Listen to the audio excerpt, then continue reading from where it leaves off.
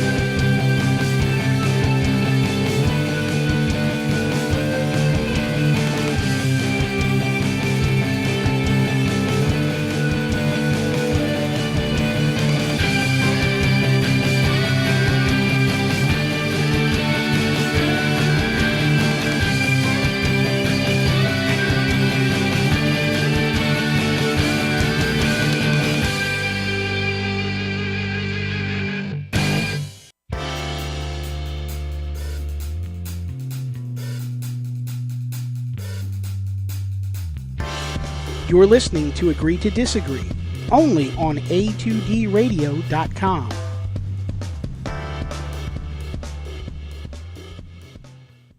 Folks, Bob Mannery here, and you're listening to Agree to Disagree, the flagship, only on A2D Radio. Uncle Sweeps, Nick Delgozzo, the legendary Brian Wilson, and the fucking man himself, Tom Arnone.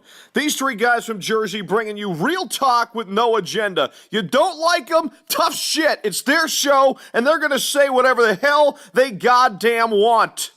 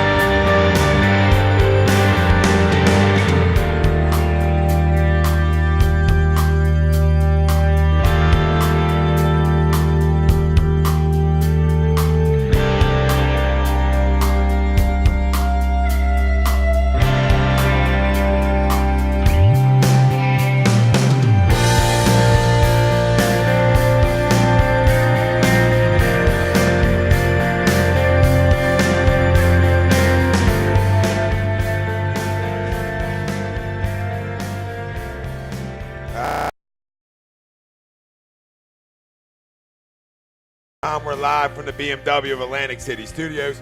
BMW Atlantic City, right off exit 17 of the Parkway. Find them online, bmwofatlanticcity.com. Every Sunday, we are brought to you by the new Soap Standard, Soap Stash LLC. Find them on the web, soapstash.com. Tom Arnone, Nick Delgozzo, Brian Wilson, Rob Povey on the ones and twos. A lot to talk about tonight. We'll have the 5 questions end of the show with Rob and whatever the hell else we want. After 3 games into the Sixers season, is it time to maybe panic a little bit about the process itself? Or are we okay with it?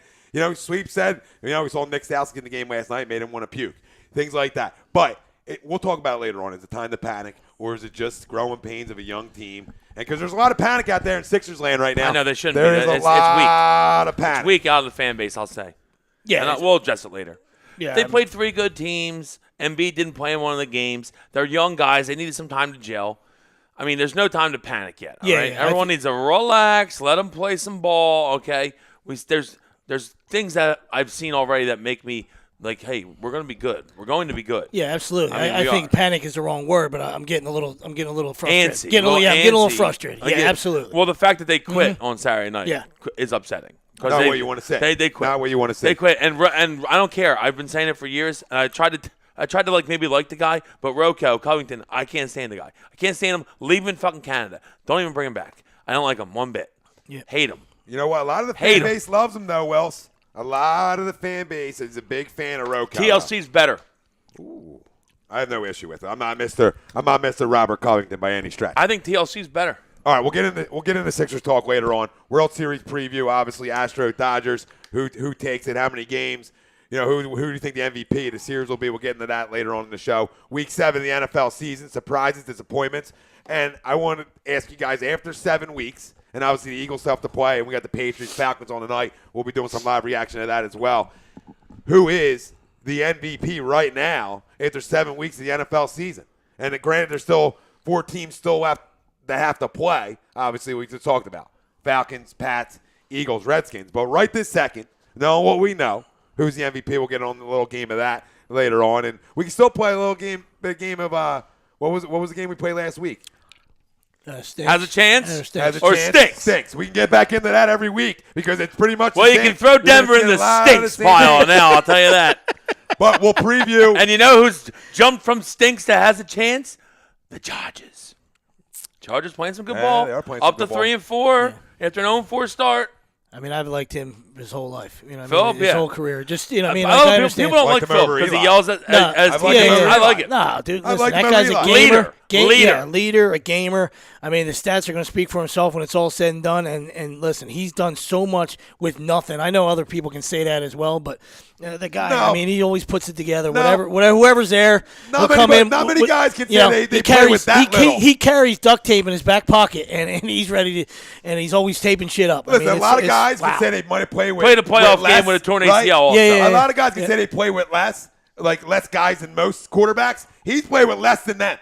I mean, really, he's played with Antonio Gates and pretty much a bunch of guys. Really, offensively. Well, and the defense. He had Tomlinson when he was amazing, and they didn't win anything. Yeah. You forget about that. And the defense has always stunk. But our main topic here, we're going to preview Eagles Monday night, Eagles Redskins, player of the game, score prediction. What do the Eagles need to do to go 6-1 in the season and officially control the NFC East? And our poll question brought to you by Scanzano Sports. Find them on the web, scanzanosports.com. Who are you taking? Real simple on Monday Night Football. Eagles, Redskins, let us know. Facebook, Twitter, Instagram, YouTube. HUD Radio is where you can find us. Already have a ton pouring in. Want to get to them. Bob Hartman. Oh, shit. Wilson rocking the Kelly Green with the Eagle grasping the football. Oh, yeah. I fuck with it. Word for word. Fucking A. Fucking A. You better fuck with it. Let's go. We should be wearing Kelly Green every day. I don't know why we're not. Mikey the Greek saying, yo, the Greek in the building. What up, Mike? What up, Mike? Mikey the Greek. Michael Mataraki saying, sticking with prediction from Wednesday night, 38-7 Birds. Yo, is there something about with my headset? I keep getting, kicking in and out. I can hear you. There's no chance we beat them. If we beat them 38-7, I'm trouble hearing myself. I'm going to be a problem on Tuesday morning. I'll tell you that. Oh, yeah. You got to hear yourself, buddy. Yeah, it's tough. When you can't hear yourself, I don't know what to do. Well, I don't do with my hands. I don't do with anything. And you love me some I self. love me some me.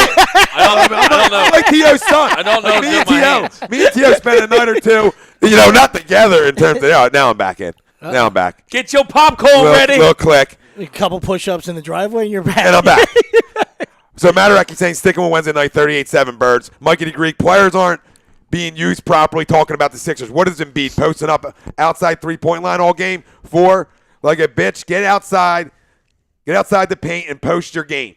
So pretty much saying get inside the paint, post your game. The paint, yeah. The Diesel chiming in. What up, Andy? Sixers were the easiest win-loss under bet of all time.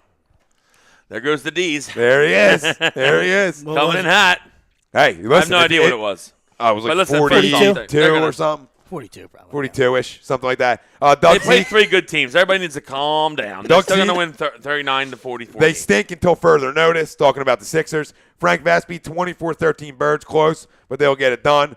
Bob Hartman, no, not time to panic when you talk about the Sixers. Ridiculous. Didn't the Heat go 8-8 to start the first season with LeBron and Wade and Bosh, and they're vets, and this is a young team? It's going to take some time. They're going to take a little time with Joe. Agreed. Mikey the Greek, no way is TLC better than right now than Rocco. Like right this minute. Rocco fucking stinks, okay? I don't care what you're trying to say to me. Oh, he plays good defense. I don't give a fuck. He stinks. He's trigger happy. He can't shoot. I hate him. I don't like him one bit. I hate his guts. Miss another layup. Fucking stinks. Michael DeAndrea, how about them Yankees? LOL. Man, we're not fans. Andrew, no. You can now throw Collinsworth into the stinks pile. Always. We can't hear him, thank goodness. That's the one good thing about a Sunday night show. He might we be can't saying, hear him. he might be saying, how about them Yankees for getting beat and not making the World Series? It could be the opposite side. Yeah, probably. That's I'm right sure where that's he's what going. they're saying. That's where he's going. We like to hate New York at all times. Right? At all times. Every opportunity. Besides you, we like to hate New York. Just you guys get the most hate, but New York gets the second most. Yeah. Yeah, You're right talking about the Mutts. Oh, the Cowboys. Yeah. Oh, yeah. the Cowboys. Oh, yeah, of course, dude. You like when you sign on to be a Yankee fan, when you sign on to be a Cowboys fan, you sign on to get hated. That's just part of the deal. As everyone should hate you. Terrible people. Bob Hartman and McDonald out for the Flyers. Never want to celebrate an injury, but that kind of makes me smile. I'm not going to lie. I didn't know that, but I am. for it. You just enjoyed. You made my night better. Hate McDonald. I think I had a thing about him getting his throat slashed. Yep. Not to die, just to be out for his career. Bring Moran up. Sam Nelson, the Yankees Ring, will ring. not win number 28. They will not win number 28 if there is a God. Yeah, let's hope there is. Well, Bobby, judging by how young they are and how they played this year, they might get there at some point. Bobby, that's hilarious that you wrote that, though, Bob, because I did the same thing when Cutler went out today. I mean, me and my daughter were dancing a jig. All right, I mean, it was unbelievable. I mean, like you said, you hate to see somebody get hurt, but, man, I've been waiting 6 weeks for it, and it's unbelievable. And like I told these guys right here, all right, and, I don't care if I'm talking to Vince Lombardi, Jim Thorpe, or the guy that invented football. If you can't tell, all right, that Matt Moore is 1,000 times better than Jay Cutler, you shouldn't watch football ever again. You understand? And he's not a starter. I'm not saying he's a starter, or I'm not advocating. I'm not his agent. I'm not going to bat for him. But that kid's tough. Played well down the stretch for him last year. Took a shot of all shots in Pittsburgh and came back the next play. Like I said, is Tannehill better? Yeah, absolutely. But, I mean, for this guy to go day to day to show up at his job and have to sit behind that J.O. is embarrassing. It really is. Sorry. Like if you think, if you think Cutler's better than Matt Moore, if you think Jay Cutler's better than Matt Moore, don't even go. You're not even allowed the Pee Wee games. They just stop it all, hang it all up. They should name Matt Moore starter because guess what? They're 3-3. They're 3-3 going into next week if Jay Cutler doesn't get hurt and stays in that game because they were losing that game. Matt Moore comes in. All right, let's get the fuck away from Matt Moore and they win the game. And let's keep going. Tony Dell, settle. He's not happy about the Yankees hate. Well, you signed on to get it. Michael DeAndre, Don't watch our show. Saying that's what I meant. Bob Hartman. Fuck New York. Sam Nelson. Eagles win 27-19. Fletcher Cox player of the game. The Diesel. 19. Aaron Judge is a big hate-the-face guy. Easy to dislike the Yanks again.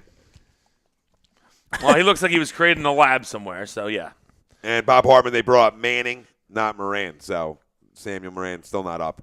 And Andrew saying the Dolphins players looked like they love playing for Matt Moore today. Absolutely. And I'm sure they do because you got to go watch tape with that guy. Not to mention, if Matt Moore does play, daily fantasy guys, Kenny Stills. Matt Moore loves throwing to Kenny Stills. I mean, like Tom said, we're not going to go. Well, we'll get off it. I mean, just the last point there. Like, I don't care about the money and what they paid Cutler. It's you lose the locker room, all right? As peers, you don't respect it. You can't respect the guy. I mean, even if he wasn't, even if he was talented, he's an absolute pussy. All right, so who wants to play for that guy? Absolutely. So you just, you're going to lose the locker room, and when you got a guy, you bring a guy in. It's the backup's always the most popular guy in every city. When you're struggling, when he's tough, when he's tough, and he shows you he can get it done.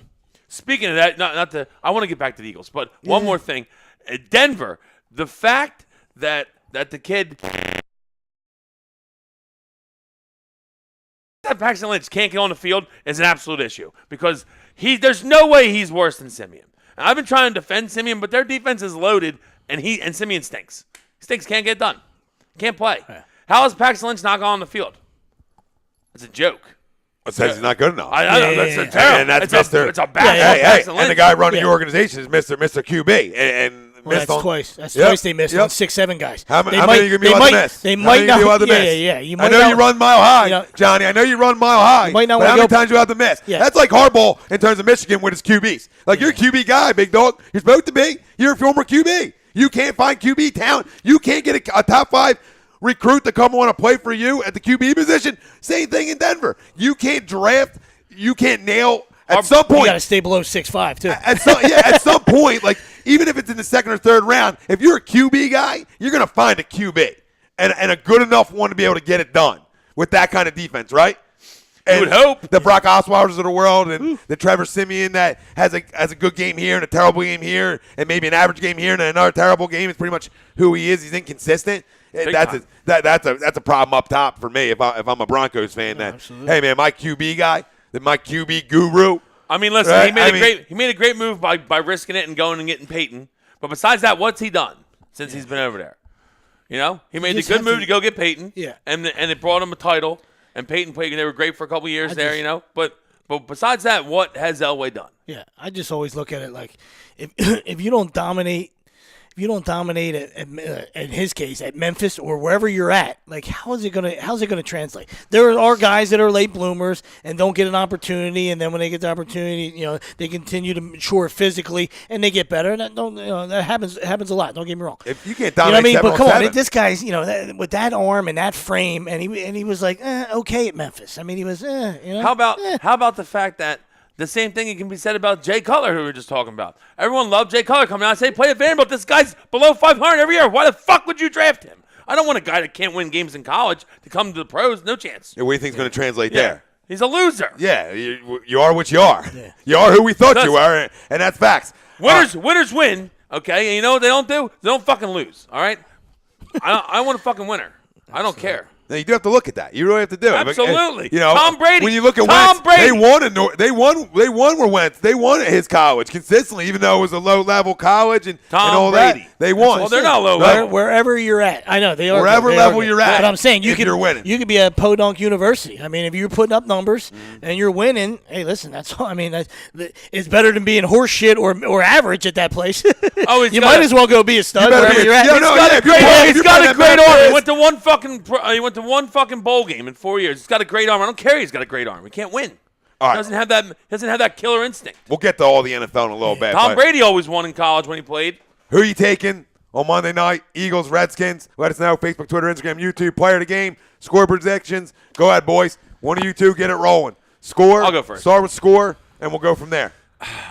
This is a game that I would normally say I fear because Washington always plays us tough. Washington we usually split with them, and it's Monday night. But they're no Norman. We're essentially coming off almost a bye because we got 10 full days off, right? No Jonathan Allen. Line's weird. Lane should be back. Everyone listen. These games are tough. No, the line against us. This is not going to be a blowout. Don't listen to Mike Mataraki, okay? It's not going to be a fucking blowout. I'm thinking 27-21 Birds in a toughly contested game, but it's Monday night. We've had 10 days off. Brady just got laid out. A chance to absolutely take over this division. I don't see us not showing up for this game. I see us getting the job done, and I think it's going to be a very toughly competitive game, an NFC East game that you would expect, I think. 27-21 Birds. Player, you want a player of the game? You can give it now. I'll give a player of the game. Player of the game, Alshon Jeffrey. 2 TDs. Damn you. That's where I was going to go, especially if they're so beat up. I agree with you. I mean, listen, it's, there's no, even without the 10 days, it's a primetime game.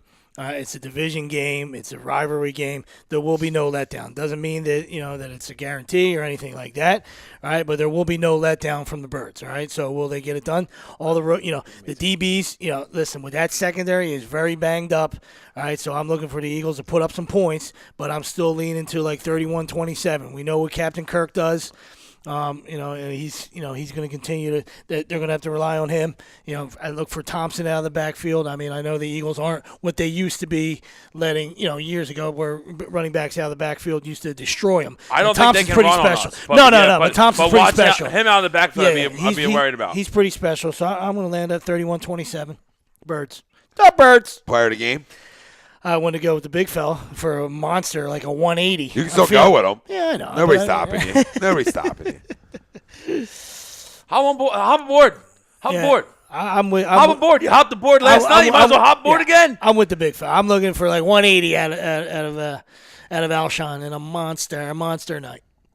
I like that.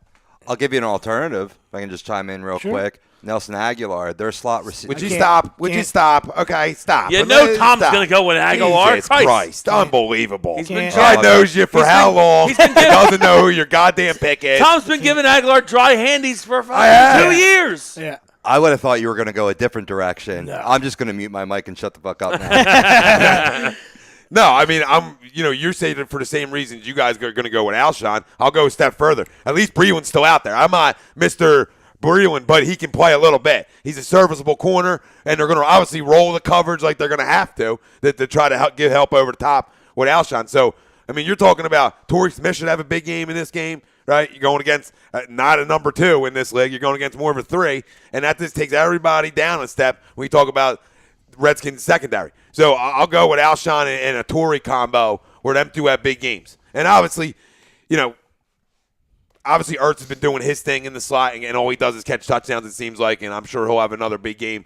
But I'm leaning towards them other two having big ones, and I mean I think they all do. Yeah, I mean I think they all should have a big day. Well, they should, but you know how that goes in this league. Yeah, and you would imagine that the Redskins defensive coordinator is going to come up with some wrinkles because we know what Kerrigan does. He's an Eagle. He always he's an Eagle killer. So they're going to have to I would imagine blitz. You can't let Wentz pick you apart when you got JV guys back there. When you're down to your fourth and fifth, third, fourth, fifth, sixth corner.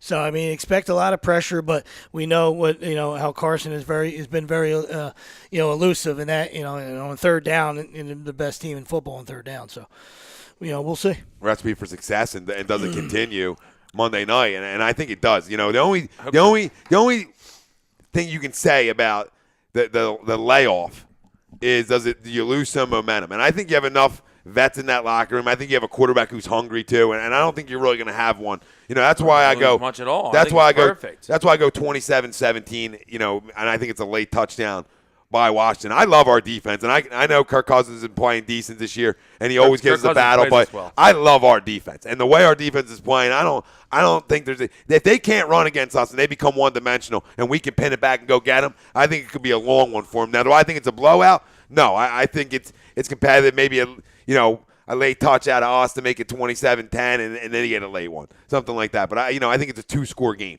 I think it finishes a 2-score game. Okay. But nobody went defense here in any of the player of the games. Interesting. No, because Kirk, listen, he's going to put up numbers. He always does against us. I don't care who you can say our defense is playing well. It is playing well. Washington, Cousins is a good player. I've been saying this. I don't know. I hope Washington lets him slip through their fingers and he goes somewhere else. I really do because I want him out of the division.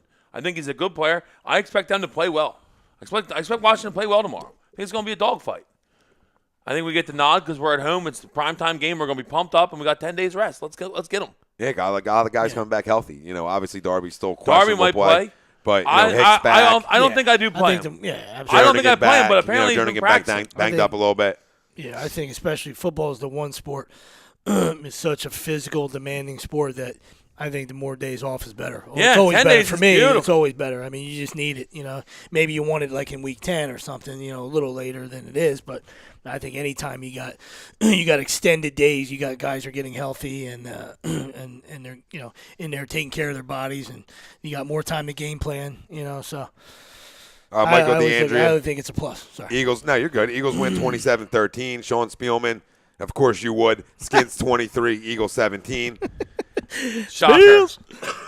Giants look good today. Yep. Rob Lutman, 28-17 Birds. Player of the game, Jalen Mills. Ralphie D. What up, boys? What up, Ralphie? Big Ralph. Back at the dinner table again. Michael DeAndrea, Zach Ertz, big game coming. Well, he's had a big game almost every week, so what's another one? Family talk. At this point, yep, family talk, Ralph. Let's not do this again. Ralphie's Lakers are coming on at 9:30. Chris Lyons, 27-23 Birds, 2 field goals. I won't even read his player of the game because he's not even kicking for us anymore. So I assume he meant Elliott. Let's hope you're better than that. Well, who's that? All right, Mr. Lyons? Kicker. Yeah, Chris Mr. Lyons? Kicking Guru. All right, you're better than that. You're cut off. Andrew wants to know, is Smallwood playing? And Spielman said, no, Andrew, no, your wiener's not playing. And that's a little shot, I guess. He's still listed as questionable. He's probably going to play. I think he's. They said he's likely to play. I think. See, I hope he doesn't though. But apparently he's been practicing. So I just don't see the need right now. Yeah, honestly, because you got a good secondary playing good. These kids are playing good. Give him another week. Give him another week. What's another week hurt him?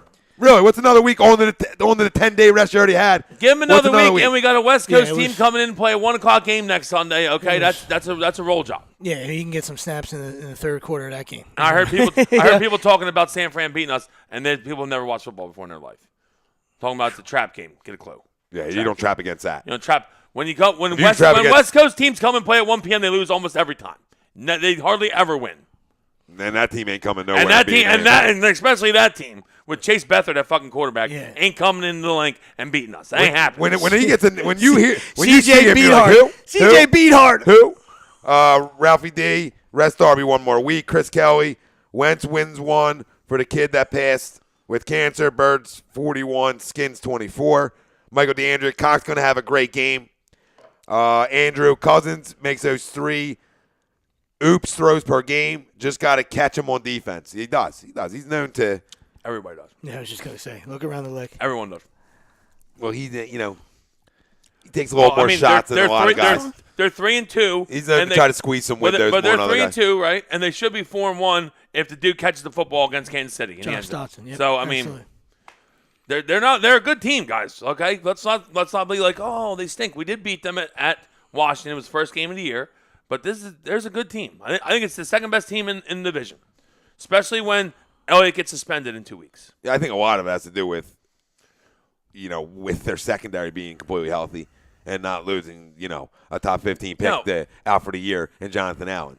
I mean, you really have to look at that. I hear you, but that matters. If you think that we're going to run through them, you're wrong. No, I don't. Who's saying run through? I know you didn't say that. I'm just putting it out there for the people. This is for the people talk here, Tom. Okay. Charlie Rice. 31-20 Birds, player of the game, Ertz, 8 for 100, and a TD. All right, Chow. I got him. Let's hope so. Big Chow. Listen, that's all he's done, man. He's had a great year so far. Now, the thing you've always looked at when you talk about Ertz is consistency. And this year you've gotten that consistency. And it helps when you got guys on the outside who can make plays as well. It helps everybody. It's a trickle-down effect, how it helps everybody, because Alshon does take up that kind of command and respect around the league that you're gonna roll coverage to him a lot of times. You're not gonna leave guys most corners one-on-one with him for the majority of a game. You're just not gonna do it. Charles, I'm gonna get your name wrong, Charles, and we just met the other night because talking about Paxton Lynch, because Lynch won is pretty bad. Fourth and 7 at midfield. 4th and 7. Atlanta's going for it on 4th and 7. It's a terrible play. Can't blow a lead if you never got one. He's gonna get there. Wow. Matty Ice. He got there. Wow. I didn't think nobody like that. Can't blow a lead and you don't have one? I like it. That was fantastic. So he's saying because Lynch won is pretty bad, Simeon beat him out straight in preseason, and 2 is still hurt, hence Osweiler is the backup right now. Yeah, I know. It's is Lynch hurt though, or is he just ineffective? Is it a softness? Is it a bleeding vagina? I smell softness. I smell a lot of softness. Lot of softness. So what else do you need to see? I mean, what do you need to see defensively then? Because you believe Kirk Cousins is going to put up a fight. So what do you need defensively? I'd like to see us get after him. I think we can stop the run against them. We stop running against everyone. I'm not worried about that. I want to see us get after him. Get after Kurt. Hit him. Hit him. We hit Cam. We beat Cam up in our last game. We hit him a lot. Hit Kirk. Hit him a lot. He played well. He played well today. Who, Cam? Wow. I mean, well, woo! Well, it's that first. Woo! Excuses? Are you going to make excuses? Wow. No. First half, okay. First half of that game. But both interceptions, though, one was a bad ball. The other one wasn't even an interception. It was the dude. They tried running like a fucking option. I was going to say the first half of that game, if you watched any of it, really weird first half of a game. Chicago didn't even throw the ball like 2 times the first half, and Carolina couldn't fucking do anything, and when they did move the ball, they're running options. I think the Bears had 4. It was really strange. I think the Bears had 4 first downs. It's just amazing. They had 4 completions. Yeah, I think he had 4 pass completions. I think he was 4 for 7. Yeah. Listen, I don't know how. And I started him in DraftKings. What am I doing? Mitch Trubisky. He threw the ball 7 times. The fuck am I doing? 4 completions. Yeah, they won the game. You have no right to even playing anymore. I mean, if you're Carolina, they only threw the ball 7 times. If you're Carolina, just stay. Just stay there. Don't even travel home. Don't even travel back home, right? Don't even travel home. Just stay where you're at. You know what their biggest issue is? Wow. You know what Carolina's biggest issue is? What, the quarterback's the most overrated quarterback in NFL history, possibly? I don't agree with Besides that? I don't agree I'll with that. go there. No, but listen to me. You can't. He's going to get killed because they have no running game unless he runs. And if he runs, he's going to get killed. They can't run the football at all. Bears 5 first downs. Sweeps was one away, 5 first downs. And he had 4 completions, right? What were Trubisky's numbers? Yeah, Mike just said Kirk Cousins just released a statement that his grandmother passed away today, but he's going to play tomorrow night. And he goes, Mother effort's probably going to ball out now. I thought he was going to ball anyway. We're still going to beat him. 4 for 7. Fucking bury her into the ground farther. 4 for Oh, my God, that's aggressive. 4 for 7, 107. Who Mitch, was it? 4 for 7, Mitchell. 107. Mitchell. Throw some extra dirt on that grave. Have a little class when you talk about Mitchell. He doesn't want Mitch. What was it? 4 for 7, right? 4 for 7 for 107. Yeah. Wow. And one of them was 70 yards. Don't even get on the plane, dude. Don't even get on the plane. It's just about Who's going? Oh, you mean it's Carolina? Carolina, don't even get on the plane. Chicago's already home. They got it. They're home. Carolina, don't even go. Hey, listen, if you had all this time to prepare for that, 10 days, and you come out and lay an egg against a defense that flat out stinks, come on, dude. Apparently. Come on. Don't give me apparently. You know who was running around, though, about- making plays? Who I always liked when he was about at when you Denver do. is Trevathan. Oh, Danny. Trevathan was all over the field Yeah, he for can them. play. He can play. But I he's totally not trying agree. to kill guys on the field. I totally agree with you. And Melvin Ingram is a problem. I mean, you said that a month ago when the Eagles. Melvin Ingram's a serious My problem. Goodness And that was gracious. the worst fucking roughing the what a passer hit. call Oh, I've my ever God. seen in my life. Yeah, at least call What are we targeting. fucking dancing out here? Yeah, whatever you're gonna say. Jesus Christ, the guy we're all just, wearing it was pads. a picture perfect tackle. Scott Hansen was not happy with it. Nah. Yeah, it was. That But was, yeah, that but was awful. he's an absolute problem. I said that when we played them. He's an absolute problem. Big problem. Yeah, he's special. Bob Ciroli, the Roach. Bobby. Washington. Resident Roach. Washington 27, Eagles 16. Look how he crawls out after a dump. I mean, he's oh having my 16. God. You You beat the nice. Niners, you crumb. Yo. You beat the Niners. Good week out of Ezekiel, though. Good week out of Ezekiel. You got one more of them coming, Bob, right? And then see ya. And then excuses See are ya, going to come Zeke. flying, right? You saw what he did against San Fran. If he never would have got suspended, we would have been a playoff team. It's all right. They got a tough schedule coming up. Blocked! Wow. New England just blocked a field goal. Wow. Get a grip. Andrew Bill, says, I think Bill just said, fuck yes. Andrew just said Bears definitely won him DraftKings, their defense. Yeah, they did. You got Same 30, guy, a 30 too. spot out of them. Same guy, Eddie Jackson. Picked them up both. This genius is saying now Dak is unbelievable. Relax. He's unbelievable. Unbelievable. Dak's a good player. He's unbelievable, though. You watch Dak play. Dak's a good player, but you guys go with the O-line being nasty and running the football. That's how you guys go. I mean, that's obvious. But Dak is a good player. I'll admit that Dak's a good player. I'd still rather have Carson.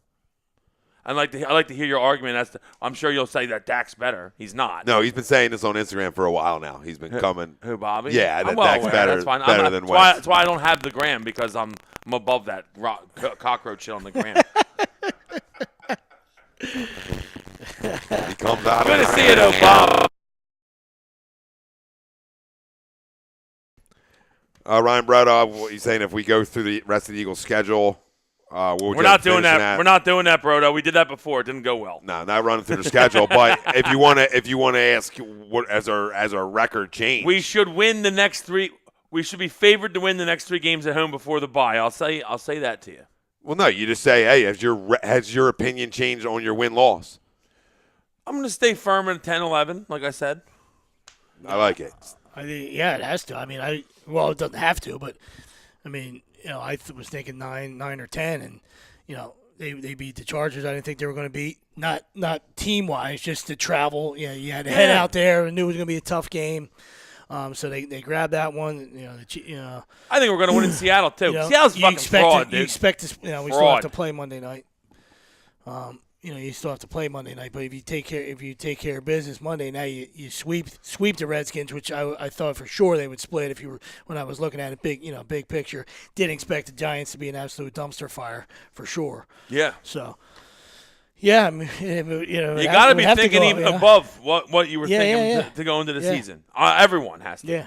Yeah, I mean, unless you were thinking 13-3, which I don't think anybody was. Even though Denver you'd have to go above. Even though Denver was coming here.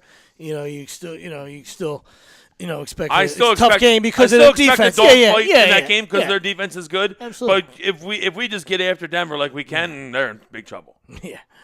And guess what? They have their biggest weapon is hurt, and he's probably going to miss our game. Emmanuel Sanders is their biggest weapon because with Demarius don't do shit no more. He did nothing today. Hasn't caught a touchdown in 11 games. Woo! goodness. 11 games. You're no longer a stud receiver. You go 11 games without a touchdown. You're not. You're just not. Yeah. I mean, I had 11-5, and I'll just stay with it. Yeah. Just because there's no reason to jump yet. You know what I mean? There's no reason. I don't 11-5 wins the division. I'm not trying to jinx anything. I just stay where I'm at. And 11-5 does win it, and they're more on pace for a 12-4 right now in my eyes. The way the schedule looks, if they can win tomorrow night and get to 6-1, I mean they should be able to walk into 12. Bobby, you worry about the Redskins, about you guys at Washington next week, because that's a telltale game for Dallas. Got 3 tough games coming up with them starting at Washington. That's a game they have to have. Yeah. Dallas has to win in Washington next week, because then they go, I think they have at Atlanta. Don't quote me on this, but I think they go at Washington, at Atlanta, home against It's home against the Chiefs in between. Chiefs. The Atlanta. Oh, okay. So it's at Washington, home against the Chiefs, at Atlanta. Those are 3 tough games. Very tough games. Andrew saying it pisses him off that Dak is a Cowboy because he wants to like him. No, I agree. He's a one of like. He's a good player. Yeah, he's a one of like kind of guy. He's a hard worker, a guy that was drafted late that worked his way to where he is. I respect that, and I like the guy. I like the kid. I'll never like him because he's a Cowboy, but I do like the kid. Half-shirt Ewok, on the other hand, is a piece of shit. I don't care. 3 TDs today. I did have him in DraftKings, but he's still a pile of shit. Bob Hartman, I said 9 wins, 10 if the schedule broke in their favor, and it seems like it is, so I'm up to 10 or 11.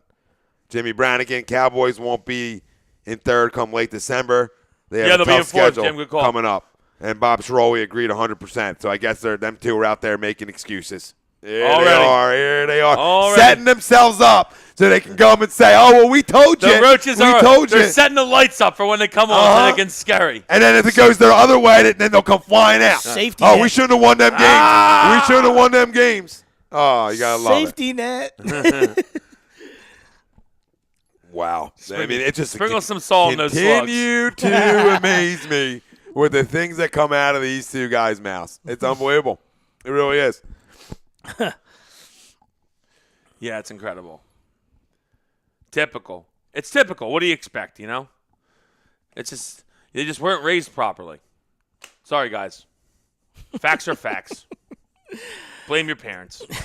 No, we know what you agreed with, Bob, that they have a tough schedule coming up. We know what you're agreeing with. We're locked into your guys' moves. You guys are probably on Messenger back and forth to each other like, I forgot you were there, too. Yo, let's talk about how tough the schedule is and get in there quick. It. And let's get in there. I see these two. Michael DeAndrea. The Eagles are the most balanced team. We're going to be just fine. And no, in the division, hands down they are. And guess what? You can make a case in the whole NFC that they're the most balanced team. You can make a case in the whole football NFL. That they're the most – I was getting there. That the whole NFL that they're the most balanced team. So you go all the way up the ladder and look around. And tomorrow night, it's just a stamp on it in my eyes. Because if you come out and you now sweep the Redskins and you're now 3-0 in your division, now you can make a case even more so because it's just more of a. I mean, 6-1 is a great start. Not that 5-1 isn't. 5-2 looks good, but 6-1 looks really good. No, really and you can get really comfortable as a fan, saying, "Hey, we're probably gonna be in this dance and let things just absolutely crumble." Tomorrow night just solidifies you being in the dance. I don't know. I'm not going to No, it say does because you go 3-0 in division. Yeah, but No, you got too much. You got too much of a lead in that division. Can you let me go? For the win the division? What if you lost 9 straight and you go 6-10? Yeah, what if Carson gets hurt next week and we don't win another Why would you even say that? Why would you even say that? Well, I'm saying because that's different thing. That's different conversation, asshole. That's a different conversation. Because he's healthy. No, because I can say that when everybody being healthy. Are you crazy? Oh, you're an idiot. You're an idiot. Are you crazy? Now you can bring up injury. Now you can bring up injury. You better stop. You better get a little farther away. I'll knock on wood, all right? I know the last time you crowned. I didn't raise my record up. I just said if you get to a 3-0 start in this division and you're 6-1, you should walk into a division title, especially if you're all healthy. There's no excuse if you're not healthy. We're going to beat San Fran. So if we win this game and then we go to 7-1, I agree that we are looking really good for the playoffs. But 6-1 doesn't. I'm going to say I'm trying not to get ahead of myself. 6-1 doesn't do it for you. No. At 3-0 in the division, you can't really feel like not until halfway through the season. 7-1. Then I'll listen. I think it puts a stamp on the division. I think you just you go 3. 7-1. You go 3-5. You're still 10-6. And we ain't going 3-5. No, I'm just saying. Listen, I get that. I just look at it like the rest of this division. I have to look at the rest of this division. The rest of this division you have to look at, and you have to look at if you beat the Redskins. Now they're what? They're 3-3. 3-3, but now they're 0-3. They might as well be 3-4. But now you're 3-0 in the division. You're 2-0 against them. Yeah, they might as well be 3-4 then. So it's like an extra huge. loss It's for them. huge. It really is. You still got to play the Roaches twice. I know you do, but you're playing with no Zeke. No, you don't know that. You don't I mean, know that. This has You been know the that. 100th appeal. I was It's going to gonna probably say, go next We'll go year. sit in front of Goodell's place then if that's the case, because that's where we're going. And if he plays empty either one of them games, that's a freaking joke. Or have a sit-in like how many get out jail free cards do you have, dude? I mean, it can't be every week where it's like, oh, another appeal. Here's my 27th goddamn appeal of the year. You beat your girlfriend. Knock the appeals off. Go have a seat. Go home. Stop being a roach and be there for your teammates when they need you. If it's not this year, next year. That's roach mentality. Deion Lewis running hard. That got me. Of course, against me. Knock it off, Deion. If you believe, Jim Bryant, if you believe Dallas will be in first by the end of the season, you are delusional, and we can't help you, brother. He's from Lindenwold. I know where he's from. Let him go. All right. Christ, Kai hasn't had a good meal in 22 years. All right? My Lord. We'll bring you a sandwich, Jim, all right? Christ. I love you, Jim. Saying the Eagles will crumble. Oh, wow, they're really feeling themselves today. Unbelievable. It'll win off a bye over the fucking 49ers. Would you two stop it? Would you fucking stop already? I took Dallas today, and I took them in the revival of the suicide pool, which is that started this week, mid-work. Buyback? Buyback. And I took Dallas. I said, Dallas is going to roll, San Fran. Everyone knew that was coming, all right? Don't stop patting yourself on the back. Win next week in Washington, and I'll start saying that, hey, maybe you guys got a shot to make the playoff. Brady just got picked. He pointed a pick and got lit, too. And they're gonna call roughing the passer because that's what they do. Anytime something happens bad to New England. Yeah, you better hope his head don't fall if you're a Patriots fan. I hope it did fall. He got lit. He's crushed. And he's pointing. He's always up. No, my favorite lineup. Tough son of a bitch, though. He is. Tough son of a bitch. Hey, Gene. Gene always gets a big Oh, yeah, personal foul. Roughing the passer. Wow. Gene's. Oh. I got to see this again. I really got to see this Roughing again. the passer, told you. I'm a Brady guy, but I got to see this again. I look clean to me. Gene, this ain't the Big Ten, Gene. Come on. Nothing wrong with that hit. Absolutely nothing wrong with that hit. Wow. What a sport. Well, I don't see Ball's any still in issue his with hand. Watch. the ball's in the hand now. Why did they pause it? What are they doing? We might. Still Ball's got in it. the hand. Just One more released. step. Bang. Wow. You want to got to pull up there? Yeah. Hey, really? You want to got to pull up right there? Nothing wrong with that hit at all. It's the Patriots mentality. They whine about everything, and yet they get everything.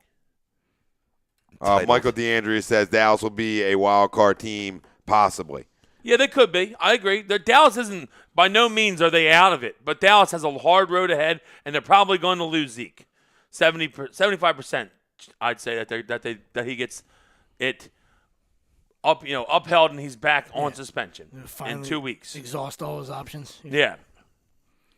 Yeah, which means I believe if they lose him, it's not even a question. They're not a wild card team. Now, if he, no, I don't know. Dak's a good player. If he plays through it, they have a good line, and Alfred Morris will run well, but they have a tough schedule. They do. Come on, you just don't lose I know, that talent and Zeke's a think good that player, it's but just I'm telling okay. you, And a team that's struggling already a little bit for the most part this year is just going to be like, okay, we're going to be fine without him, and we're going to. Their defense is their issue. Exactly. Now you take away your most talented player offensively. And the way you control a clock and control a game. Hold on, dude. Their quarterback might be their most talented player offensively. Okay. If that's what you believe, that's what you believe. I do not believe that he's the most talented player on that offense. I run for 1,000 behind that yard, behind that line. So that's fine. Then you should be able to pass for a couple thousand too. Then behind it, then too. If that's your argument, it's the only reason. They're a better run blocking team than pass blocking. Ooh, you just got all the freaking excuses. Cooks. What are you? Get in there, Cookie. Oh, what are you, an apologist for We're that running the now? ball with Brandon Cooks. Get in there, Cookie. I love his when he takes it's like Legolas. Anthony Devlin, biggest obstacle tomorrow night. Biggest obstacle I say is just blocking Kerrigan. We always have trouble blocking Kerrigan. Kerrigan gets after us, and hopefully, like getting to Kirk and hitting him. I don't want him to be free and like stepping into throws because the dude's a good player. Yeah. If you get after him and you get on him, then any quarterback starts to struggle. Yeah, and that's what we got to do. We just got to rattle him. I would agree with that. I would say that Terrell Pryor waking up because he's been horse shit. So he's due for a monster. You know what? Saying, he can get. And I'm not a fan of him. I'm just saying, like he's talented enough to do something. You know what I mean? Not he can get his. Though. I'm fine. Not with at that. all pro. They paid him like that. I don't care. I was never convinced, but he should do something. He's athletic as hell. He shouldn't be as horseshit as he's been. No, it hasn't been good, and it hasn't been what they thought they were going to get out of him when they let D-Jack walk and Garcon go and let guys walk out the door. Bringing in Pryor, they thought, okay, well we're gonna get ourselves a real number one here. Guys gonna be on the field for us, and them two. Well, their chemistry together hasn't been. It's not really an obstacle. I just look for him to have a good game. I look for him to play well. No, he could. It's still an obstacle, though. It's still a big threat. It's a red zone threat. I mean, it's definitely an obstacle. No question about it. I thought that they thought that the other kid was going to have a better year than he's been. Worse is Jamison Crowder, who had a pretty good year last year. He hasn't done shit. Yeah. Nothing. And I think that's another reason why they let some of these guys the one go. That's been the playmaker. Yes, absolutely. But that's another name on why they let guys go was because Crowder was going to be good. Take that next step. And Dawson's supposed to be special. The reason they drafted him where they did. And Jordan Reed's soft as baby shit. Oh, well, there's always a Q. You can always write a Q next to that name midweek. Might be a D a lot. What a weapon. Doubtful. No, I like the obstacle of Ryan Kerrigan because he's always an issue, and sometimes their defense is an issue to me against us. So, I look at that. I look at our offense not turning the football over as our biggest obstacle this week because they find a way to get a little pressure on Wentz more than other teams have, especially week one. I thought they were aggressive, and they're going to bring, like Will said earlier, with all these guys down secondary-wise and no Jonathan Allen on you in the middle of your D, I look for them to bring a lot of pressure. And it's something I think we handle well as a football team, so I have no issue with it. If you want to lead these guys one-on-one out there and come get it, I think we have enough weapons, unlike years in the past, that we're going to get off bump and run coverage. We're going to get open, and we're going to be able to make plays that way. So I have no issue with them bringing heat, but that is an obstacle to get over. Is hey, can you handle the pressure they're going to bring on Monday night, and can you not turn the football over? Because Kerrigan's going to come get you. He always does. It's just some trend. We always get after Cam Newton. We always get after Cam Newton. Yeah. The Redskins always play. We always play each other tough, and Ryan Kerrigan always finds a way to make a goddamn impact. Yeah. Always. And I think who wins hasn't been an issue this year so far because of the big play, but the big plays that the Eagles are making. But it could come down to red zone efficiency tomorrow. You know what I mean? Because we talked about going into the season, getting some toys with Blunt and Alshon and being better. Instead of field goals. Yeah, exactly. So tomorrow, are you gonna settle for field goals? Or are you gonna be able to punch it in? Both sides. Whoever's better at that, I think it come down to that. But the Eagles been taking the top off all season, so it hasn't been an issue. I'd love to come out and just smack them in the fucking mouth and run it right down their throat. Like them thinking, oh, my God, we have problems in the secondary. They're going to attack us in the air and just run it down their throat. But I don't know if that's going to happen. Like you said, for some reason, Washington always seems – I know it's a rivalry game. Yeah. That's probably the reason. But Washington always seems to give us a good game. I agree with this. Ryan would know who's your defensive player of the game, I guess, for the Eagles. Oh, okay. And Bob says Hicks and Jenkins. Okay, for tomorrow. I read that wrong. I thought it was, defensive player of the year so far for the Eagles. And him saying Hicks and Jenkins, and I don't know how much I agree with them, too. I think there's been other guys. It's Brandon Graham. It's Brandon Graham. It's Michael Kendricks. It is Brandon Graham. It's Nigel Bradham. First off, Brandon Graham. Them guys have been all over the football field. I didn't even realize this until, maybe the Giants game. But when we get the most pressure, when we've been getting the most pressure, is when we have Brandon Graham at D tackle. And because Cox and Jernigan have been great because they get pressure up the middle and they stop the run like nobody's business. But when on third downs, when we got Graham in the middle and then we got the rookie on the outside and Vinny Curry on the other side, that's when we've been getting after guys. Yeah. After you're more athletic. Graham has been absolutely dominating. Yeah. Dominating. And he's quicker. So he's so when you got the two monsters in the middle. I feel like you don't realize how good Brandon Graham is. He's that good. Most offensive linemen, even though it's no picnic, blocking Cox and Jernigan, they're bigger guys and they're slower. You get it. I would imagine that it's more frustrating and harder when you got a guy that's strong as well. He's in the NFL, but quicker. It can go around you too. Yeah, it's not a just mismatch. through you. Yeah, it's a mismatch. There's no question about it. But no, I look at Kendricks. Kendricks had a hell of a year. You can look at Mills and say Mills had a hell of a year. So, I think there's enough to go around for this entire defense. Obviously, Michael DeAnderson, Fletcher Cox. I mean, listen, you can go. Cox been great, but you can go all through all three levels of this defense. Our D-line is and say, hey, you can make you can make a case for any one of these names. You can make a case for Patrick Robinson. I mean, listen, you go around. I'll give it to the D-line.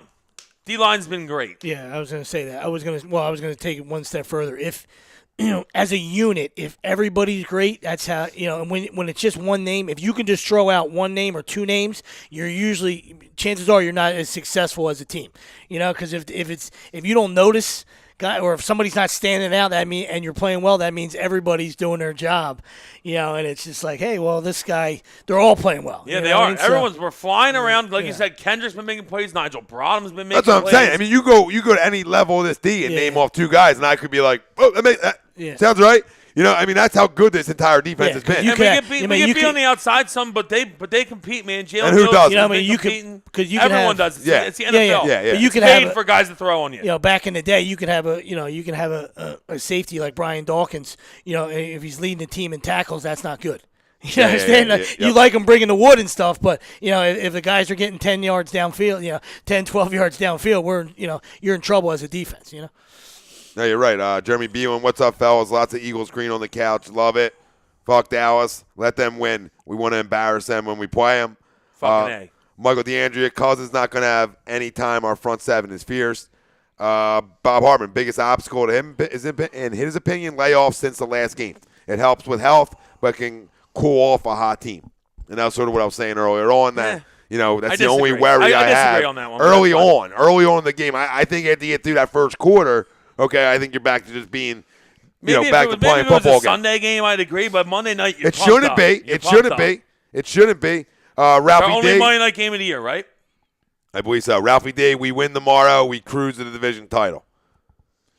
I don't like Ralph making any sort of prediction. Okay, not the guy I want making my prediction. Cruising. Sorry, Ralph. You're talking about the Lakers going to the playoffs. They fucking stink. All right. Yeah, we don't want him making nope. That's when he's not at the family dinner table. Yeah. No, he's back. When he's talking Eagles, he's in the family talk. Okay. He's in the when circle. he's talking Lakers, he's out of the circle. He's out of the circle. No tough to get back in. Tough to get back in. You got to earn it, Ralph. You got to earn it. You haven't earned shit. We want coffees. Would you expect the door to open? If he opened that door now, he's back in. Gotcha. Michael DeAndrea, would you like to see? What would you like to see? No, I'm sorry. Would like to see more from Barnett, even though he's a rookie. Yeah, but he's really only been playing on third downs. He hasn't been playing on the field that much. Which I'm okay with. I'd rather him just play on third downs because have one job to do, Michael. At this point, he wants to get the quarterback, and he's too small to play run defense. I feel like at this point, like he probably doesn't know. Every leverage and everything. We've got to teach him more technique. But at this point, like you said, just give it to the quarterback. I think he's playing pretty well for when he's on the field. Yeah, Bob Hartman. If we're talking about defensive player of the year so far, I'm going to go with Fletch. We saw how much that defense missed him when he was out. He's earning that big payday this season. No, he definitely is. I haven't questioned that at all with him this year. That's something I've questioned in the past, maybe, of him being more dominant. But this year, to me, he's definitely great. He's definitely earning every penny. Fletch's been great. Jay Lash on the YouTube side. Stop the run and keep things underneath and contain Cousins from scrambling. If anyone else is willing to trade every one of our picks this upcoming draft to move up and get Barkley, yeah. We are on board the Saquon Barkley train. We also have no shot at drafting him. just a FYI for everyone. TT Ballin, what's up, guys? What up, TTP? What up? Trust it. Shed 93. We'll talk Sixers later on as well. Shed 93. Another big game for Nelson tomorrow, calling player of the year so far with Wentz. So he's calling, we'll talk about it a little bit. That's not a tough one. Is that MVP throughout the year? David Roska, Jay Lash, 90 Rams raped them. Yeah, I don't know what that. I'll have to look up to see what we got going on here. Yeah, David Roska said my Rams raped the Cardinals 33-0. Yes, it was a Ben Roethlisberger raping in London. Palmer today. broke his arm. Cardinals are done again. Drew Stanton, that ain't helping. Ralph probably likes him because he went to Michigan State, but he ain't going to win no games. Mike Jones, who? Mike Jones. I got the Eagles 30-21 against the Redskins on Monday night, as well as the Eagles beating the shit out of the Niners and Broncos to go into the bye 8-1. All right, and who? first in the NFL. Who? Mike Who's out Jones. there? Mike Jones. Back then, hoes didn't want me. Now I'm hot. Hoes all on me. Come on, Mike Jones. Who?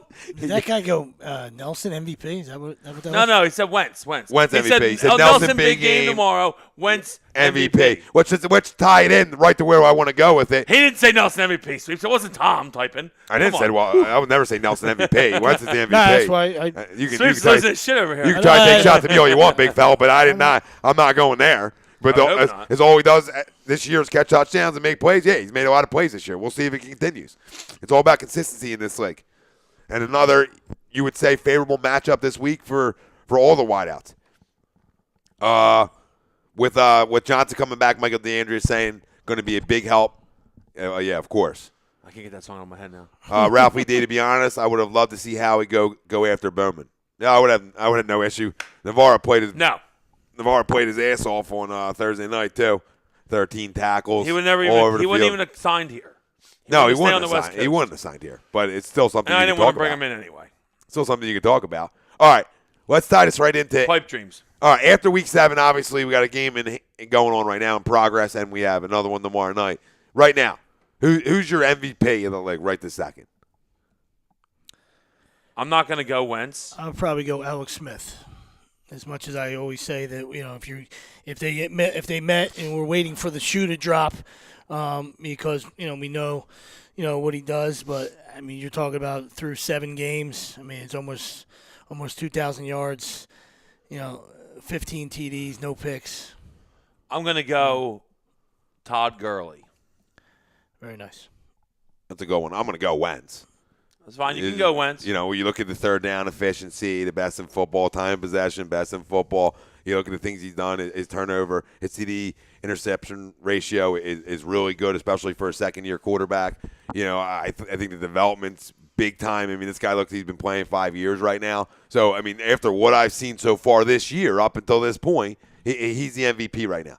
I mean, he's one of the main reasons, obviously, we're a 5-1 football team. We can even have this conversation. You know what because it was all about the development of him. That's all. I mean, really, that's what it was for this entire most organizations is that QB. Do you find him? Did you hit it? And part of the Rams' success, one, they have a really good defense, but Goff's gotten better.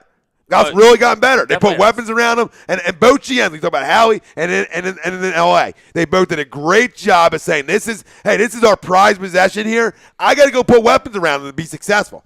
I can't expect in year 2 or year 3 to be able to make everyone around him better, which quarterbacks can do good draft picks 8 years down the road into their career when you can start having the ability to get more out of nothing, right? Than when you're in year 2. Yeah. You need a little help getting something out of something, and it helps going out and getting number 1 wideouts for both teams, right?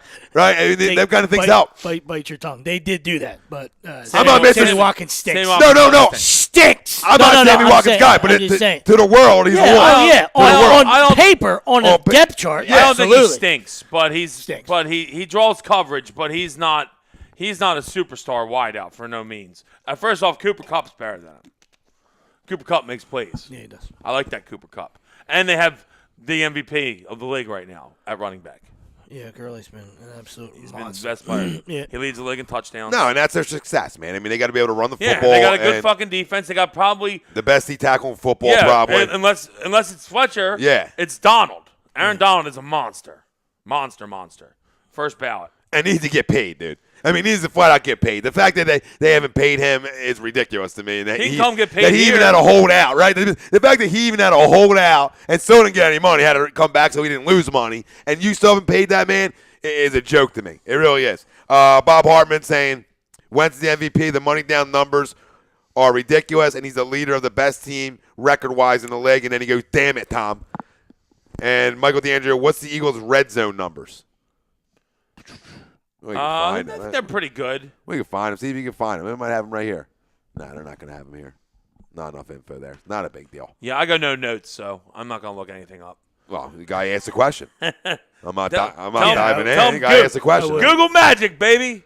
Hop on it. I think we've been solid in the red zone all year. That's where I'm going, Wells. The Google. I remember one interception that went through in the end zone. And biggest thing, first of all, maybe the best thing that happened to us is that we were nervous when Sturgis went down, and then Jake Elliott hits that 61-yarder. His confidence has been sky high, and you could take the uprights and literally cut him in half, and he still wouldn't have missed a kick since. Dude's been down the fucking center with everything, which is great. They're fourth in the league so far. So very good. Like NFL I said, very good. team red zone scoring percentage, TD only, though. All right, Packers, what are they? Fourth. TDs only. 72% is the Packers. Dallas 66. Houston 65. Eagles 63. The Bears 61. Rounding out the top 5. Wow. All teams with winning records, right? Yeah. Huh? Recipe for success there. Well, Bears are 500, aren't they? Yeah. Anthony Devlin, when are the Eagles going to try and secure a true number one wideout for a long time? Alshon Jeffrey. Yeah, I think that's your guy. Alshon Jeffrey will get signed after this year, barring that he doesn't get hurt. The reason they gave him a one-year deal is because he's had a lot of injury history, and I think they thought if he gets hurt again, then they'll try something else. But no, Alshon's the guy. He's been taken. I know some people only see his stats and think like, oh, he hasn't done a whole lot, but draws a lot of coverage. He's the reason Ertz and Aguilar have looked so good is a lot because of him and him drawing coverage. So I'm thinking soon we're going to see a game where he does go off. It's going to happen really soon. Hopefully tomorrow. But what you just said, no, absolutely, 1,000% right. Because, speaking of this game just happens to be in front of us. But to me, Julio disappears and he becomes a mannequin at times. All right, and if they're winning, like you're talking about, then that's okay. That means Gabriel's making plays, or they're throwing passes to the two running backs they have, and other guys are making plays. The tight end Hopper's getting upfield, whatever it is, and they're 5-1 and they're making plays. That's okay. To your point, like Alshon, their stats aren't going to jump off the page, but he's opened up the doors for the other guys. Where that's not happening here, or you go around the league, some other guys that you got to make some noise. If you got nobody else is stepping up, you got to make no. The Patriots are straight Rex Burkheading Atlanta right down the field right now, and I love it. I'm a Burkhead guy. No, but that's what you have to say for when you look at the Eagles. You have to give credit to them other guys. You have to give credit to Zach Ertz. You have to give credit to Nelson Aguilar. You have to give credit to Torrey Smith. For them guys, and Torrey struggled. Here and there, and came out and played good ball Thursday night. But them guys have got it done for the most part, right? So that's the difference when you're looking at a 5-1 football team and a team struggling right now in the Falcons, where they're not getting that production outside of Julio. I mean, they showed you numerous times. Julio ain't getting that production. No TDs. Shit. No fucking touchdowns. But what you're showing, and they've showed it like 3 or 4 times a night, that they're just blanketing him. There's 2-3 guys rolling to him all day, every day, and they're leaving other guys to make plays. Nobody's winning. Exactly, and that's the issue when Atlanta you look at that. right now. Michael DeAndre saying top 5 pretty good in terms of TDs in the red zone for the Eagles. Yeah. Yep. We didn't take a shot at him, did we? I said no. He's saying pretty good. No. I thought he was going back to that. I was saying that could be a huge thing tomorrow. I didn't feel like they were in the red zone that as much. As in years past, because they're scoring, a lot of big plays. You know what I mean? But you can see absolutely. Building upon when that they get stat, in there, absolutely. Building upon that stat, points per red zone opportunity. The Philadelphia Eagles rank number 5 at 5.21 points per opportunity. Yeah, it's still top 5. So I mean, even if you're 4 in TD and you're 5 in that one, you're top 5, and that's success. That's how you have success. You look at what we talked about at the beginning of the year. Last year they couldn't field goals. Last year we couldn't convert in the red zone. In terms of TDs, we weren't anywhere near where we are this year. We drove up and down the field, and we couldn't convert, couldn't finish. You go get yourself a power back. You go get yourself a true number one wideout, and a big one too. Which helps in them situations too. You didn't just go get yourself. You didn't go get yourself a Cooks, right? Who's a smaller guy. Not saying he won't help in red zone situations. You went and got yourself a Moose in the red zone. Yeah. And when you go get yourself a big boy in the red zone, that again is going to They got a Moose. They already have a Moose. Well, I know they already had a Moose. They didn't need a Moose. They can go get themselves. They have the biggest Moose in the league. When healthy. This is like you said. Every week, you keep not everybody, but you keep waiting for the Falcons to figure it out, and they're not. I mean, they're getting shut out by this Patriots defense. So stinks. That's yeah. it, buddy. It's I think over. I'm almost willing to tell people that if you own Matt Ryan in fantasy, it's a bad year, man. I don't think it's gonna get out of it. I'd cut ties. I really would. I might drop him. Yeah, if you don't get healthy Scoop tonight, Jared Goff, dude. He's better. You think it's the changeover from Shanahan to Sarkisian? I think it has a lot of it to do with it, but also I just think that they're not. Maybe it's Super Bowl hangover, like they always talk about, man. Yeah, that's just. Are you supposed to win though to get the hangover? You know what I mean? But I guess either way. No, you lose. When you lose the Super Bowl, you hardly ever get back. Yeah. Oh, it's tough. That's why when people were taking the Falcons, they weren't my team to take, just because that's how it goes. And losing Kyle Shanahan, even though you can make the case that he cost him the Super Bowl, and that's fine. I'll agree there. He did cost him the Super Bowl. But what I'm saying is they also had a dynamic offense last year. They did. The chemistry was there. You lose all that kind of stuff. You really do. It's not a plug and play all the time when you talk about other coordinators and other guys. There's a reason you got a head coaching job. There's a reason because John Lynch looked at the guy and said, "Hey, I think he's a smart football guy." Hence why John Lynch brought him in there as his first hire, right? There's a reason that coaching wins. Okay, there's a reason that Belichick always wins. Now he has nobody in San Fran to coach up offensively, right? He really doesn't. I mean, he has a peewee football team to coach offensively in San Fran. Does he not? No, you looked at me like I was an idiot. Does he not? I was looking at you for talking over me, but I agree. Well, you talk over everybody all day. I know. I have a conversation I'm not allowed to. I usually stop when you're talking. Oh, that's a crock. You stop it. It's lies. Now you're lying to the people. I thought you were better than that. I don't lie to the people ever. Right. I'm always truthful. I think he's a smart offensive guy. Now, is it going to work in San Fran? I don't know. I mean, you need talent at some point. Well, they're going to have to get a quarterback. But obviously, you can't control keeping the guy. He's going to go take a head coaching job. But that hurt them. It hurt them offensively. Oh, it really did. It really did. And the fact that, dude, you have two running backs that are interchangeable, and you continue to blow leads and give games away by running the football. They're not. It amazes me. It doesn't matter who comes in as their offensive coordinator. It's the same MO. They're not blocking well enough this year because last year they were gashing people with the run. And they're not doing it this year. No, absolutely.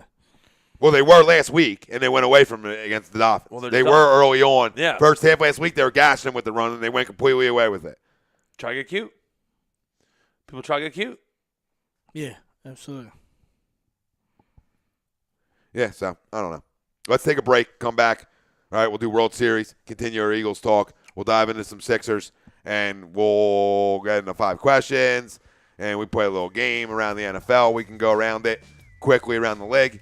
Play a little game of Stinks has a chance. Love the game. It's a fun game.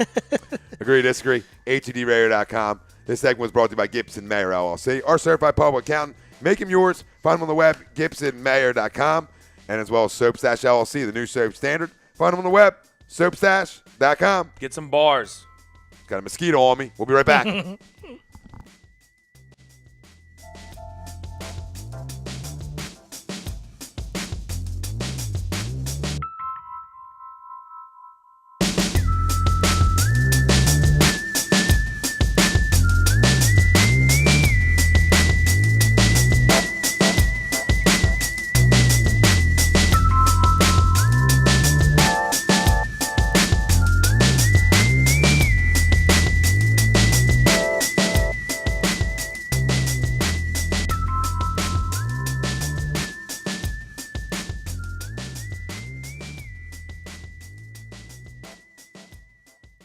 Folks, Bob Mannery here, and you're listening to Agree to Disagree, the flagship, only on A2D Radio. Uncle Sweeps, Nick Delgozzo, the legendary Brian Wilson, and the fucking man himself, Tom Arnone.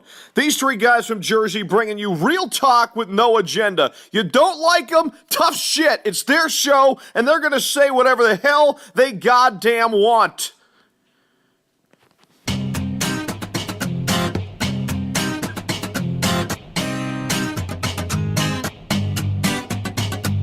A2DRadio.com is proudly sponsored by Gibson Mayer LLC Certified Public Accountants. Gibson Mayer, located in Yardley, PA, is a leading accounting and business consulting firm with a proven track record of handling critical issues with expertise across many different industries, including construction, distribution, hospitality, manufacturing, real estate, service trades, merchandising, professional services, and professional athletes.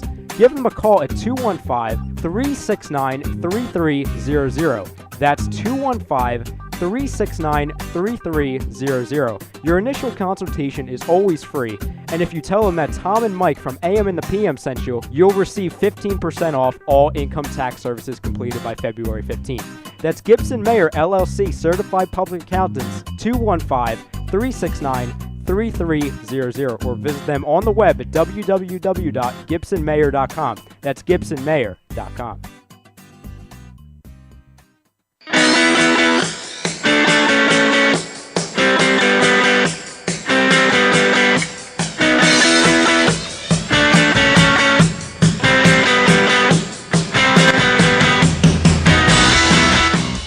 Hey, do you need to get your skills in shape? Then contact the Scanzano Sports Center, located at 5 Carnegie Plaza in Cherry Hill, New Jersey. You can give them a call at 856-889-3434 or visit them on the web at www.scanzanosports.com. John Scanzano offers individual, semi-private, and team training lessons in hitting, pitching, catching, outfield, along with turf rentals. The Scanzano Sports Center is equipped with a 31,000 square foot indoor facility, 4 batting cages, and a 4,000 square foot strengthening and conditioning room. So what are you waiting for? Contact the Scanzano Sports Center today.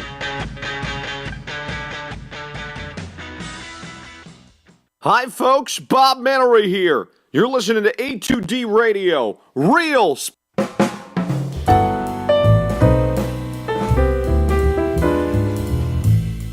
Fellas, you ever come in from that baseball or football game and your woman won't come near you because you stink beyond belief? Then you need Soap Stash. You should never settle for a generic hygiene product that only covers up the stench. Treat your skin with the best nutrients. Feel clean with the only soap you'll need. The highest grade carrier oils are ingrained in all of their products, which are 100% natural and terrific for your skin. No sulfates, parabens, or phthalates, and synthetic fragrance free. Contact Soap Stash for your sample package and give your woman what she deserves. You can contact Soap Stash at 844-890-3197 or visit them on the web at soapstash.com or Facebook at Soapstash LLC. Once again, their number is 844-890-3197. Soap Stash, the new soap standard.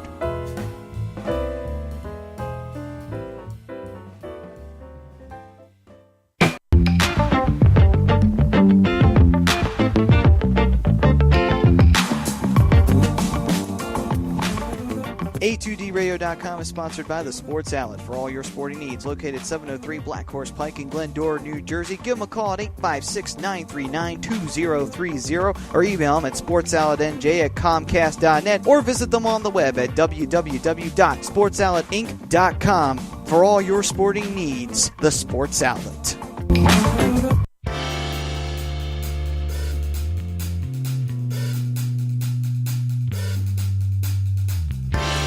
You're listening to Agree to Disagree, only on A2DRadio.com.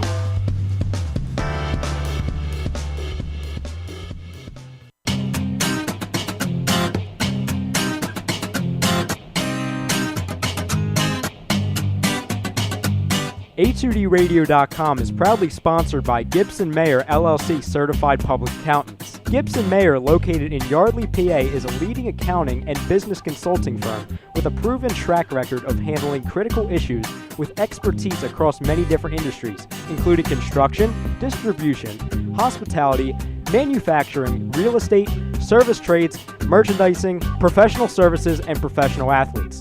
Give them a call at 215-369-3300. That's 215-369-3300. Your initial consultation is always free, and if you tell them that Tom and Mike from AM and the PM sent you, you'll receive 15% off all income tax services completed by February 15th. That's Gibson Mayer LLC Certified Public Accountants, 215-369-3300, or visit them on the web at www.gibsonmayer.com. That's gibsonmayer.com.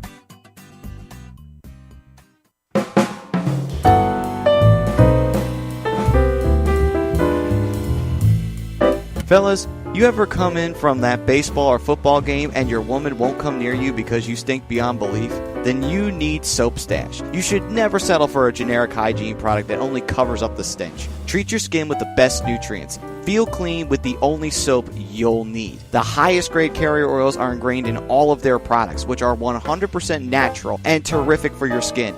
No sulfates, parabens, or phthalates, and synthetic fragrance free. Contact Soap Stash for your sample package and give your woman what she deserves. You can contact Soap Stash at 844-890-3197 or visit them on the web at soapstash.com or Facebook at Soapstash LLC. Once again, their number is 844-890-3197. Soap Stash, the new soap standard.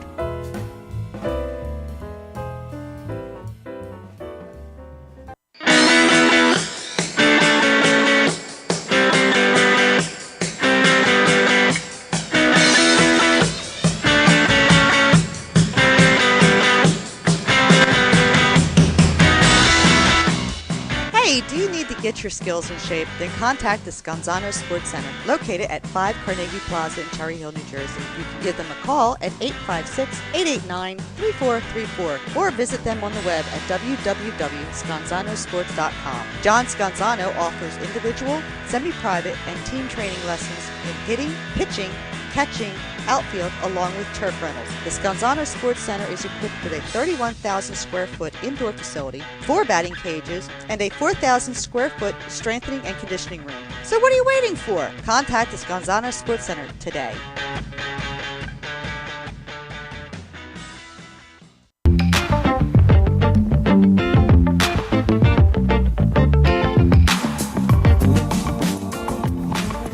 A2DRadio.com is sponsored by the Sports Outlet for all your sporting needs. Located 703 Black Horse Pike in Glendora, New Jersey. Give them a call at 856-939-2030 or email them at sportsoutletnj@comcast.net or visit them on the web at www.sportsoutletinc.com for all your sporting needs. The Sports Outlet. Welcome in to the worldwide leader of what? Real talk, A2DRadio.com.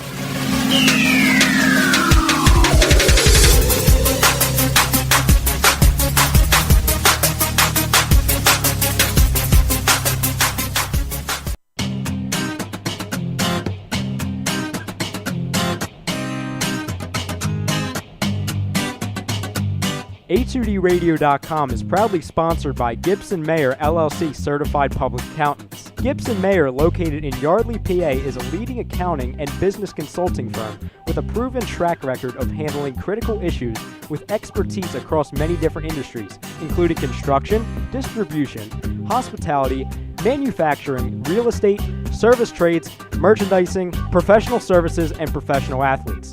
Give them a call at 215-369-3300. That's 215-369-3300. Your initial consultation is always free, and if you tell them that Tom and Mike from AM and the PM sent you, you'll receive 15% off all income tax services completed by February 15th. That's Gibson Mayer LLC Certified Public Accountants, 215-369-3300, or visit them on the web at www.gibsonmayer.com. That's gibsonmayer.com. Hi.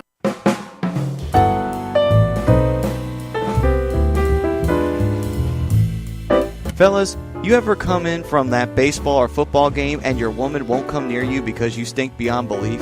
Then you need Soap Stash. You should never settle for a generic hygiene product that only covers up the stench. Treat your skin with the best nutrients. Feel clean with the only soap you'll need. The highest grade carrier oils are ingrained in all of their products, which are 100% natural and terrific for your skin.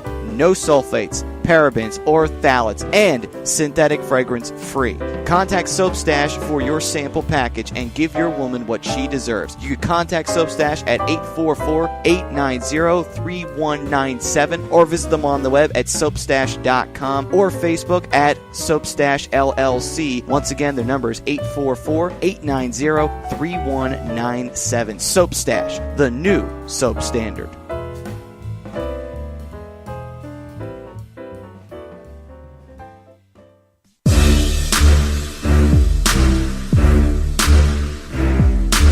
You're listening to Bad Boys of Sports Talk Radio. Agree, disagree. Only on You know what? A2DRadio.com.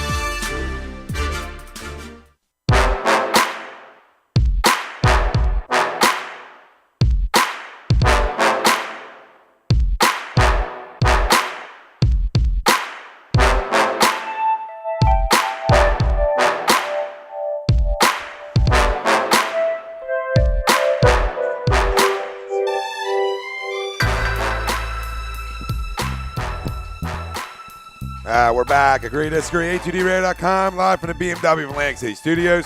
BMW Atlantic City, right off exit 17 of the Parkway. Find them online, BMWAtlanticCity.com every Sunday night. We are brought to you by the new Soap Standard. Find them on the web, soapstash.com, and right on the book, Soapstash LLC. Tom Arnone, Nick Delgozzo, Brian Wilson, Rob Povey on the ones and twos. Later on the show, we'll have 5 questions. Later on as well, we'll get to a little quicker than usual, probably sooner than later. After the 3 games into the Sixers season, is it time to panic yet? All the Brett Brown haters coming out, talking about firing the guy, this, that, and the third. I don't think we're not even in that conversation yet, to me. I mean, I'm not even at that point where I'm talking about firing the coach who has dealt with the crap and the slop in terms of talent over the last 3-4 years. They even have the conversation of firing this guy when he finally has talent. Now, granted, it's young talent. And I think, I was high on their win-losses. I thought they would have a good year. And then as you see it, you're like, There's what? no reason that they still won't have a good year. No, I'm not saying that. I'm saying in terms of the seeds. Like, I thought they could get as high as a 3. I had really high expectations. There was a lot of excitement. And rightfully so, because we waded through Drek. Yeah, you were getting out of control. But of course, but it's just having some excitement for a start of a real NBA season. And we haven't had a real NBA season here in a long time. Yeah. And there was excitement, and rightfully so. And there still should be excitement. Nothing's ended. The season ain't over. There's still 78 games still to be played, or 79 games still to be played. We play 82 here. And so there's still a long time to go. Now, JoJo, can you get him back on playing some back-to-backs? I think that's going to be. That's not going to be till the end of the year. That's probably. a need, though, because you see the team with and without him. It's drastic. And granted, he didn't play well last game at home against Boston, right? I think that was just him so pumped up to play home. But him just being on the court, I talked about it on Wednesday, I talked about it last Sunday, he transcends this organization. Yeah, he needs to get in the paint more, though. It trickles down all the way through. So him being on the court matters a lot to this football team. We'll also, World Series preview in a minute, Astros Dodgers, and who you taking on Monday Night Football is our poll question brought to you by Scanzano Sports. Find them on the web, scanzanosports.com. Yeah, you can still throw out your predictions. Redskins. Who you think is going to be the player of the game. Let us know, Facebook, Twitter, Instagram, YouTube. A2D Radio is where you can find us. And we'll go play our little game now. You pick the Redskins. No, we won't read them all. Sweepsy. Stinks or has a chance. Stinks or has a chance. So we're going to run through it. And let's start right in the NFC East. Cowboys? Has a chance. Has a chance. Has a chance. Giants? Stinks. Redskins? Has a chance. NFC North? We'll save the Eagles because I think we know. Well, yeah, they're NFC North, Bears? A chance. Has a chance. Shockingly completing 4 passes, has a chance. Because the defense is pretty good, and no A-Rod. I mean, I hear you. They're kind of just giving the ball to Howard. They're trying to find little Tariq Cohen every once in a while, and let the defense. Their defense is just scoring touchdowns. I can't believe I'm they even have saying 7 defensive touchdowns. I cannot believe whether I'm even giving them has a chance. Yeah.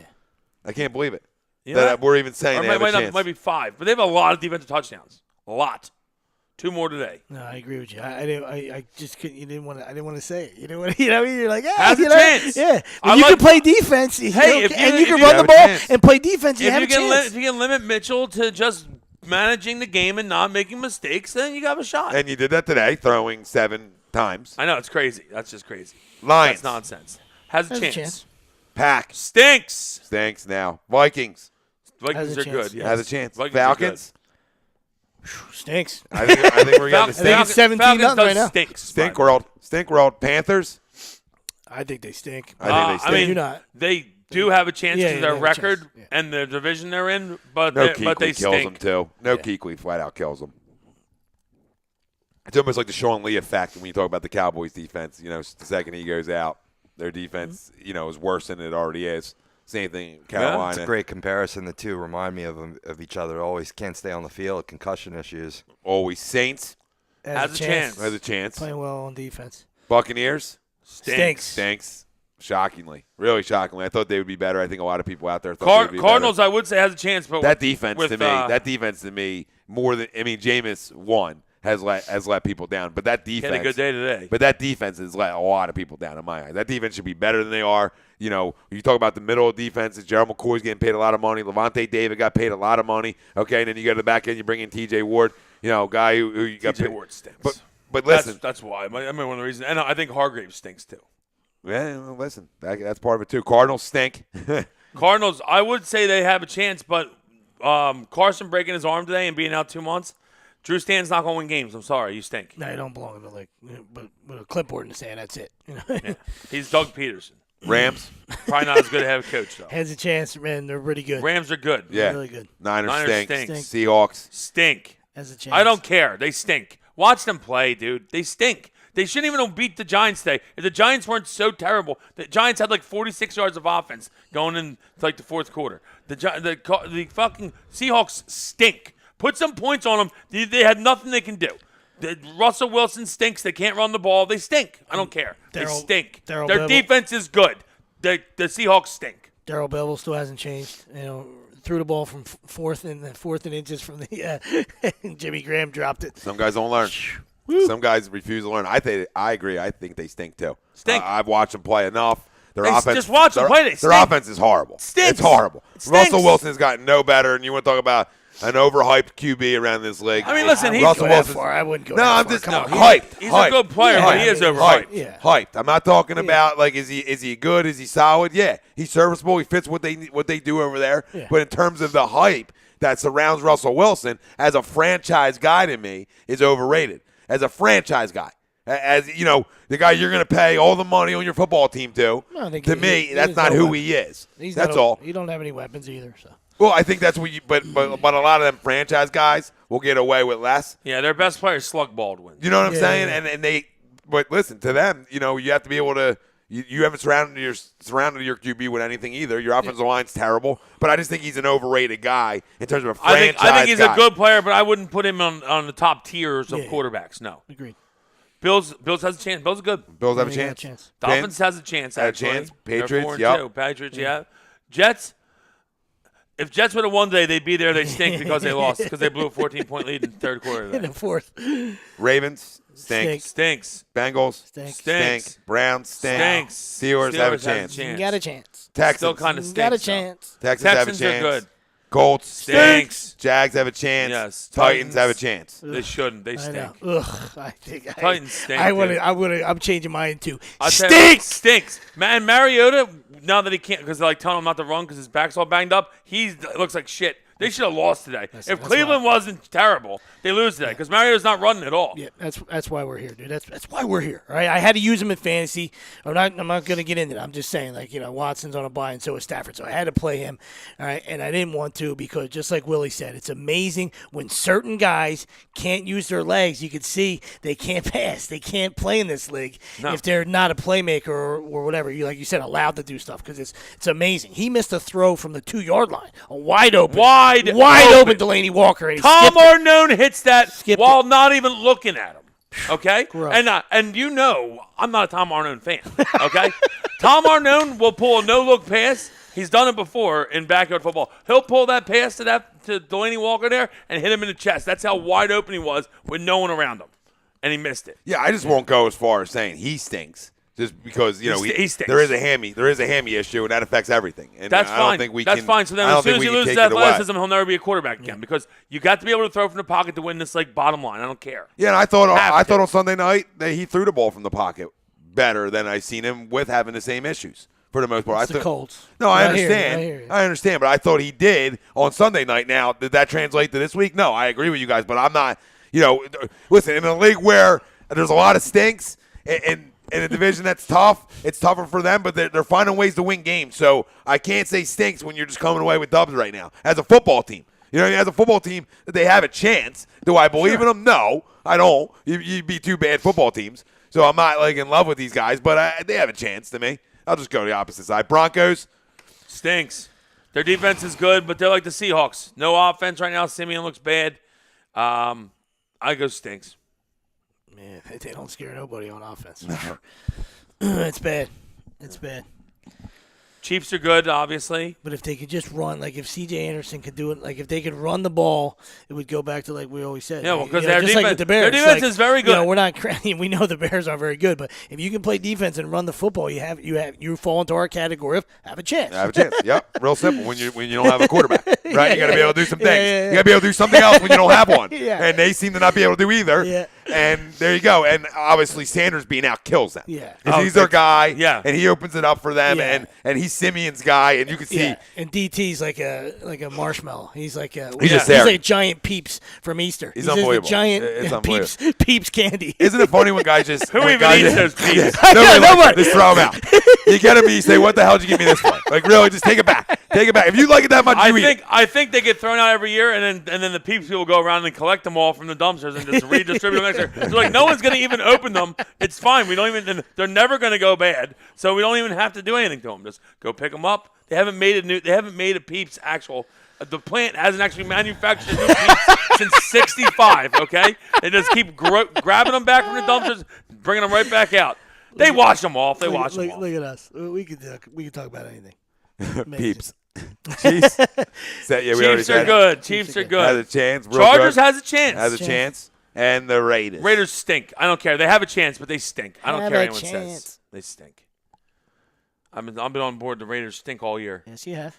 Bob Hartman, what team Bowman makes them stinks better. right now can right the ship and make a run?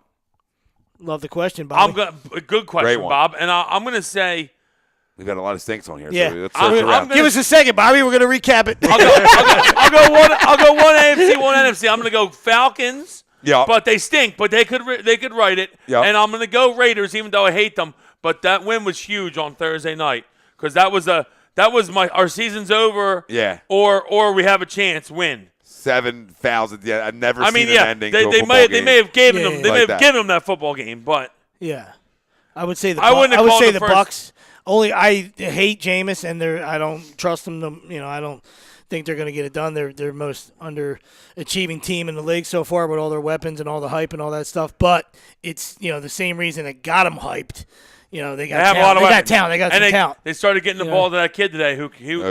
Howard's a player, man. Yeah, on He's the a bench. player. That was Absolutely. fun. 95-2. Once again, though, I mean, you run a bubble screen for Humphreys. Like, you got a million weapons, and that's the guy to put it on the carpet. Like, what do you get? What? Like, I don't understand what guys do. I don't understand. Wheels, like, if you're going to run a bubble screen, run it to Sean Jackson. Unless he says, like, I'm just running go routes anymore. That's in my contract. Right? So if he said that, if you guys went down the checklist, then I'd be like, okay, I'm still not going Humphreys. Hey, how about Mike? Mike, you want to run a bubble screen? Mike, you want to run a bubble screen? Sean's like, he goes, what bubble? If Sean goes, I'm just running fly routes, and that's in my contract.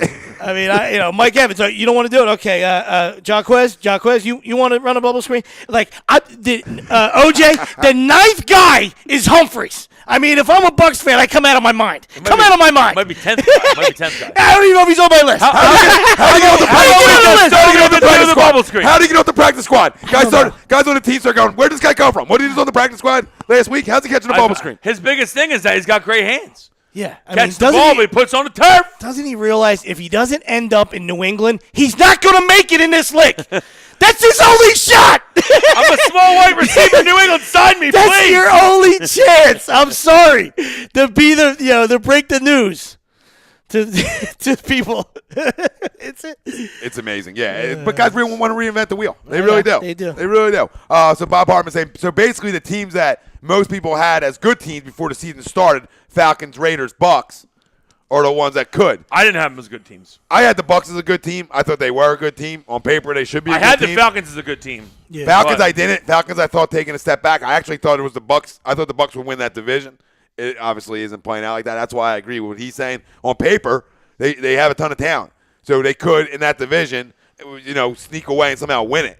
I still don't believe in the Falcons, and I agree with you on the Raiders. I didn't love the Raiders from jump, but they do have the talent too, and the quarterback, if healthy, to I actually think that come on up and be one of them. Better off if Marshawn just fucking retires again because he stinks. Seriously. I still think the only reason he came back was to kneel for the anthem. I really do. Dude, he stinks. The dude can't. The hardest he ran all year was to go fucking hit the ref. Yeah. Okay, the dude stinks anymore. He's old. Can't run. If I'm them, I run Jalen Richard. Seriously. And I run Dwayne Washington. All game. That's what I'm saying. Has to come a point in professional sports that you cut bait. All right, forget about what you pay.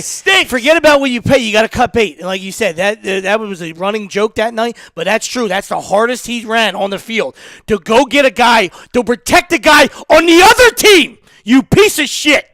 Right? You're not even his own teammates. I don't care if it was my brother. As long as he's not getting stomped on by 5 Raiders, he can defend himself. All right? Because Marcus Peters is a piece of shit. So it doesn't surprise me. Doesn't surprise me that they're boys. Right? I mean, two peas in a pot. Hold on. That's what it was. Hold on. Pump the brakes. He ran to defend Marcus Peters? No. Oh, I cut him. I would have cut him. Yes, I would have cut him immediately. Marcus Peters. Marcus Peters is the cornerback for the Chiefs. Yeah. That's like his younger brother. He was in the middle of that. He ran out there to fucking protect him. He didn't run out to protect his quarterback. No! There's like linemen there. He's fine. He's in good shape. I thought he was running out to defend Carr. No, Google that, buddy. You would. No, think I know that the would boys. be normal. I know there was. I know, but that's. I know after terrible. the game. I know that's absolutely. I know after the game and during the game they were talking about how they're boys and how they're both Oakland guys and blah blah blah that's blah. So cute. But I never put it together. I would have cut him. That's the reason he went out there. If that's the reason he went out there, I cut him on the spot. No, On that train ride back when he was with all the people, stay on the train because that's where you're gonna be riding from now on. Because you ain't coming here. See ya. You ain't coming here no more. If that's, wow. Oh yeah, what a crumb! You know. I don't. You know what he did to that locker room. It's not a surprise. Listen, you know what he did to that locker room. Willie's right. I mean, they are going in. He didn't like him, and there's some fraudulent, some guys in that locker room. But you know what that guy did to that locker room? He's so divisive. You understand? I heard, like I said, that's just the fact that Facebook gave him a show. But I heard there was was disgusting. It's disgusting. A guy who never wants to talk to the media, never wants to answer questions, but Facebook and other platforms give this guy a show. Yeah. You give this guy a show? Like I said, there's all kinds of wow. People like that guy for some reason. There's no way to. There's no way. I can't even understand what he says. He's talking like he's got marbles in his fucking mouth. There's no way to prove it, but I heard that the lineman, laid down a little bit on Carr too back weeks ago when he wasn't kneeling or doing the things that they were going to do. It was like, whoop, okay, they let a guy in, he got drilled or whatever. So I mean, there's no way to prove that, but there's that locker room is whew. I like Jack Del Rio, but when you let a snake in, man, he's just going to continue to infect the whole place. All right, and it's terrible. So we'll see. But yeah, that's wow. I didn't know all that. Yeah. I didn't know. I already thought it was for Carr. I already thought that he stinks. Yeah. So I really thought it was for Carr. I'm in shock right now that he ran out to defend a guy. I'm not in shock. From another team. I'm not in shock. I'm in shock. Peters, I'm not in shock, but I'm in shock. Peters, that somebody's that much of a piece of shit that you don't run out to defend your quarterback. No. I suspended for 5 games. If I'm the Raiders, I add one on. Oh, NFL got you for one? Good, I'm going to add you for one too. Peters was the only red jersey. It's one red jersey, 4 monsters, and David Carr. And this idiot runs on the field. Derek, what are you going to do? Derek. Well, let him Semantics. Go. Let him go. He's rolling. Let him go. He's rolling. It's unbelievable. It's just like those idiot fans that are challenging Donald Penn. I mean, grow up, Peter Pan. I mean, because there's officers there and there's security there, dude. Like, what happened? Meet Donald Penn in the alley. Yeah, some moron Raiders 2 weeks fans. ago. You didn't They see were that? waiting at the play when they were leaving. They threw something at his car, and then he got out, and they were calling him $21 million man, and it was, just, of course, there was security there. Yeah. Tom Penn will rip big man. Yeah, that's what I'm saying. Tom Penn ripped some throats. Yeah, well, there was a throat ripping. So the dude said, make sure you got this rolling. Yeah, the camera was rolling, and then this dude, took off his shirt like he was going to do something. Dude took off his shirt, and Donald Penn's like 5'8" here, and this guy's like here, and it's like, okay, smart guy. See, you know what? If I'm Donald Penn in that situation, I'm telling the dude with the camera, like, here's 10 grand. Turn the fucking camera off. Get out of here. I'm gonna rip this dude's throat out real quick. You didn't see that. We'll blame. We'll Ray Lewis it. Okay. I'll stab this guy. We'll blame someone else. It'll be fine. All right. 17-0. By the way, at half, we missed the James White touchdown. Bob Hartman. Did you guys hear that somebody did a little digging and found that Jerry Jones wasn't standing for the anthem in his first game as owner, and he took a lot of heat for it back then? I didn't know that one. Woo. I don't really care about that. Jerry's a crumb. I was just going to say, it doesn't surprise me. Yeah. I mean, he runs the league. He does run the league. That's why I still think that Ezekiel might not even get suspended because Jerry runs the league. That oil money's running the league. Yes, You guys still stink anyway. You don't stink. You guys are all right. But tough stretch coming. Hopefully the Falcons find their team right about the time that they play Dallas. Smelling salts. They won't right now. So let's move on. World Series preview. Astros, Dodgers. Guys, who do you got? How many? And who will be the MVP of the series? I want to say the Astros win it. I really do. So bad, I just don't think they're going to. I'm going to go Dodgers in 7. And MVP, just to throw salt in everyone who says, oh, he can't get it done in the playoffs, MVP Clayton Kershaw. Yeah, I mean, it's the two best teams. They've been the best teams all year. That's what I'm saying. All year, the Dodgers had that stretch where they went bananas, and then they had a losing streak too. And the Astros, Correa went out, so they kind of slowed down a little bit. But they were the two best teams months ago, so it's fitting that they ended up there too. I'm gonna take the Astros. I think the Dodgers are absolutely insane, but I think Verlander puts them over the edge.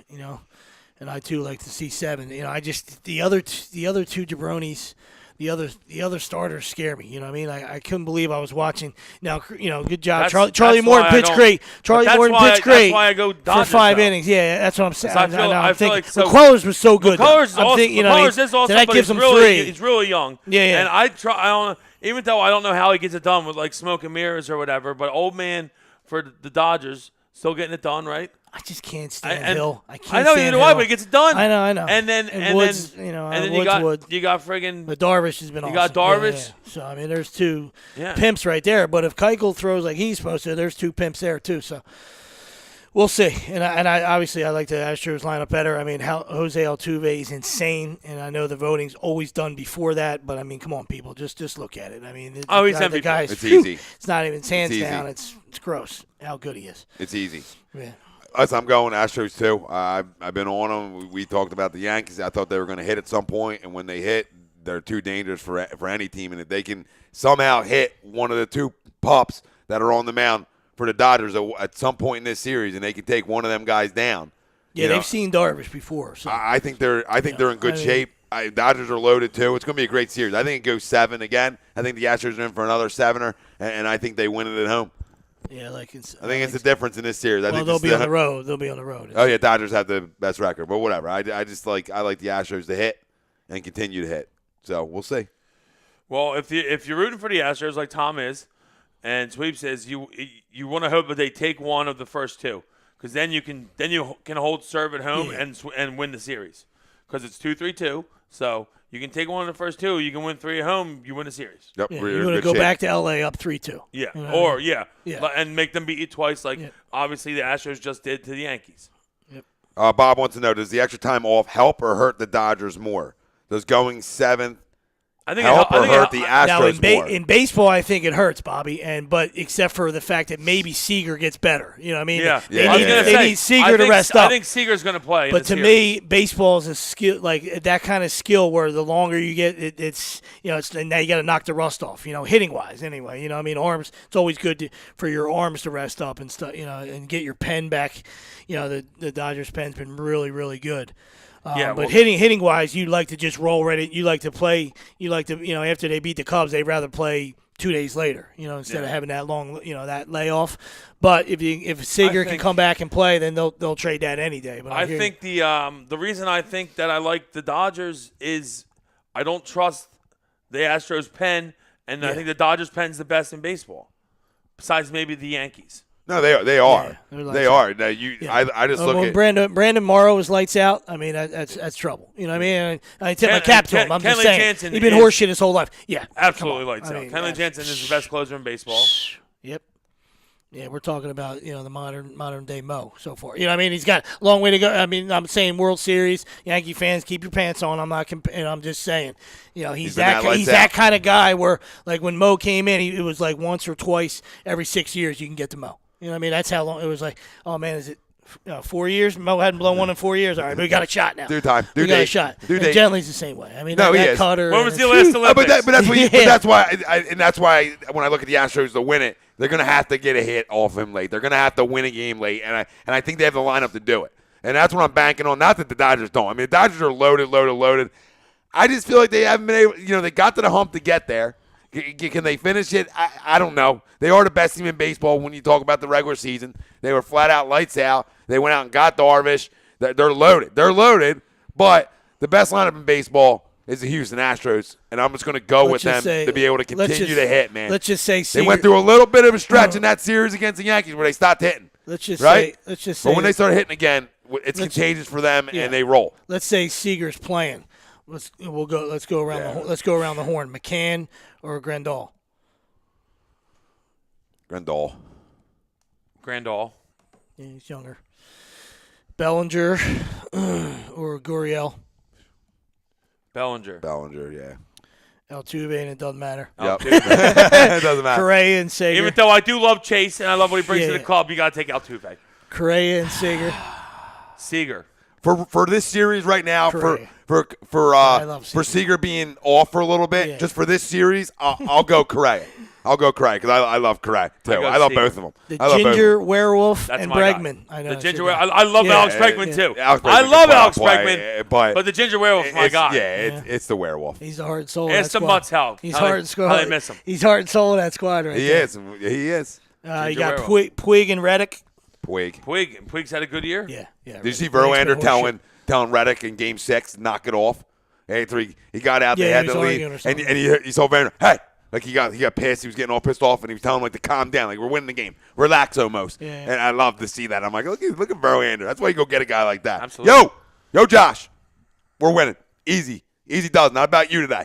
Okay. I think not about you, big fella. I think Roberts matches up with like either Kiko or Peterson.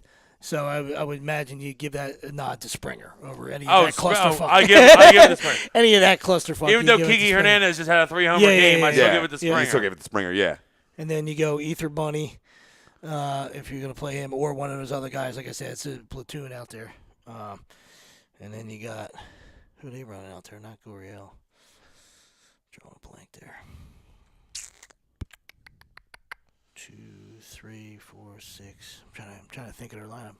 Drawing a blank. That means you didn't. That means you didn't do anything, buddy. Their I got you in a sec. It's Reddick.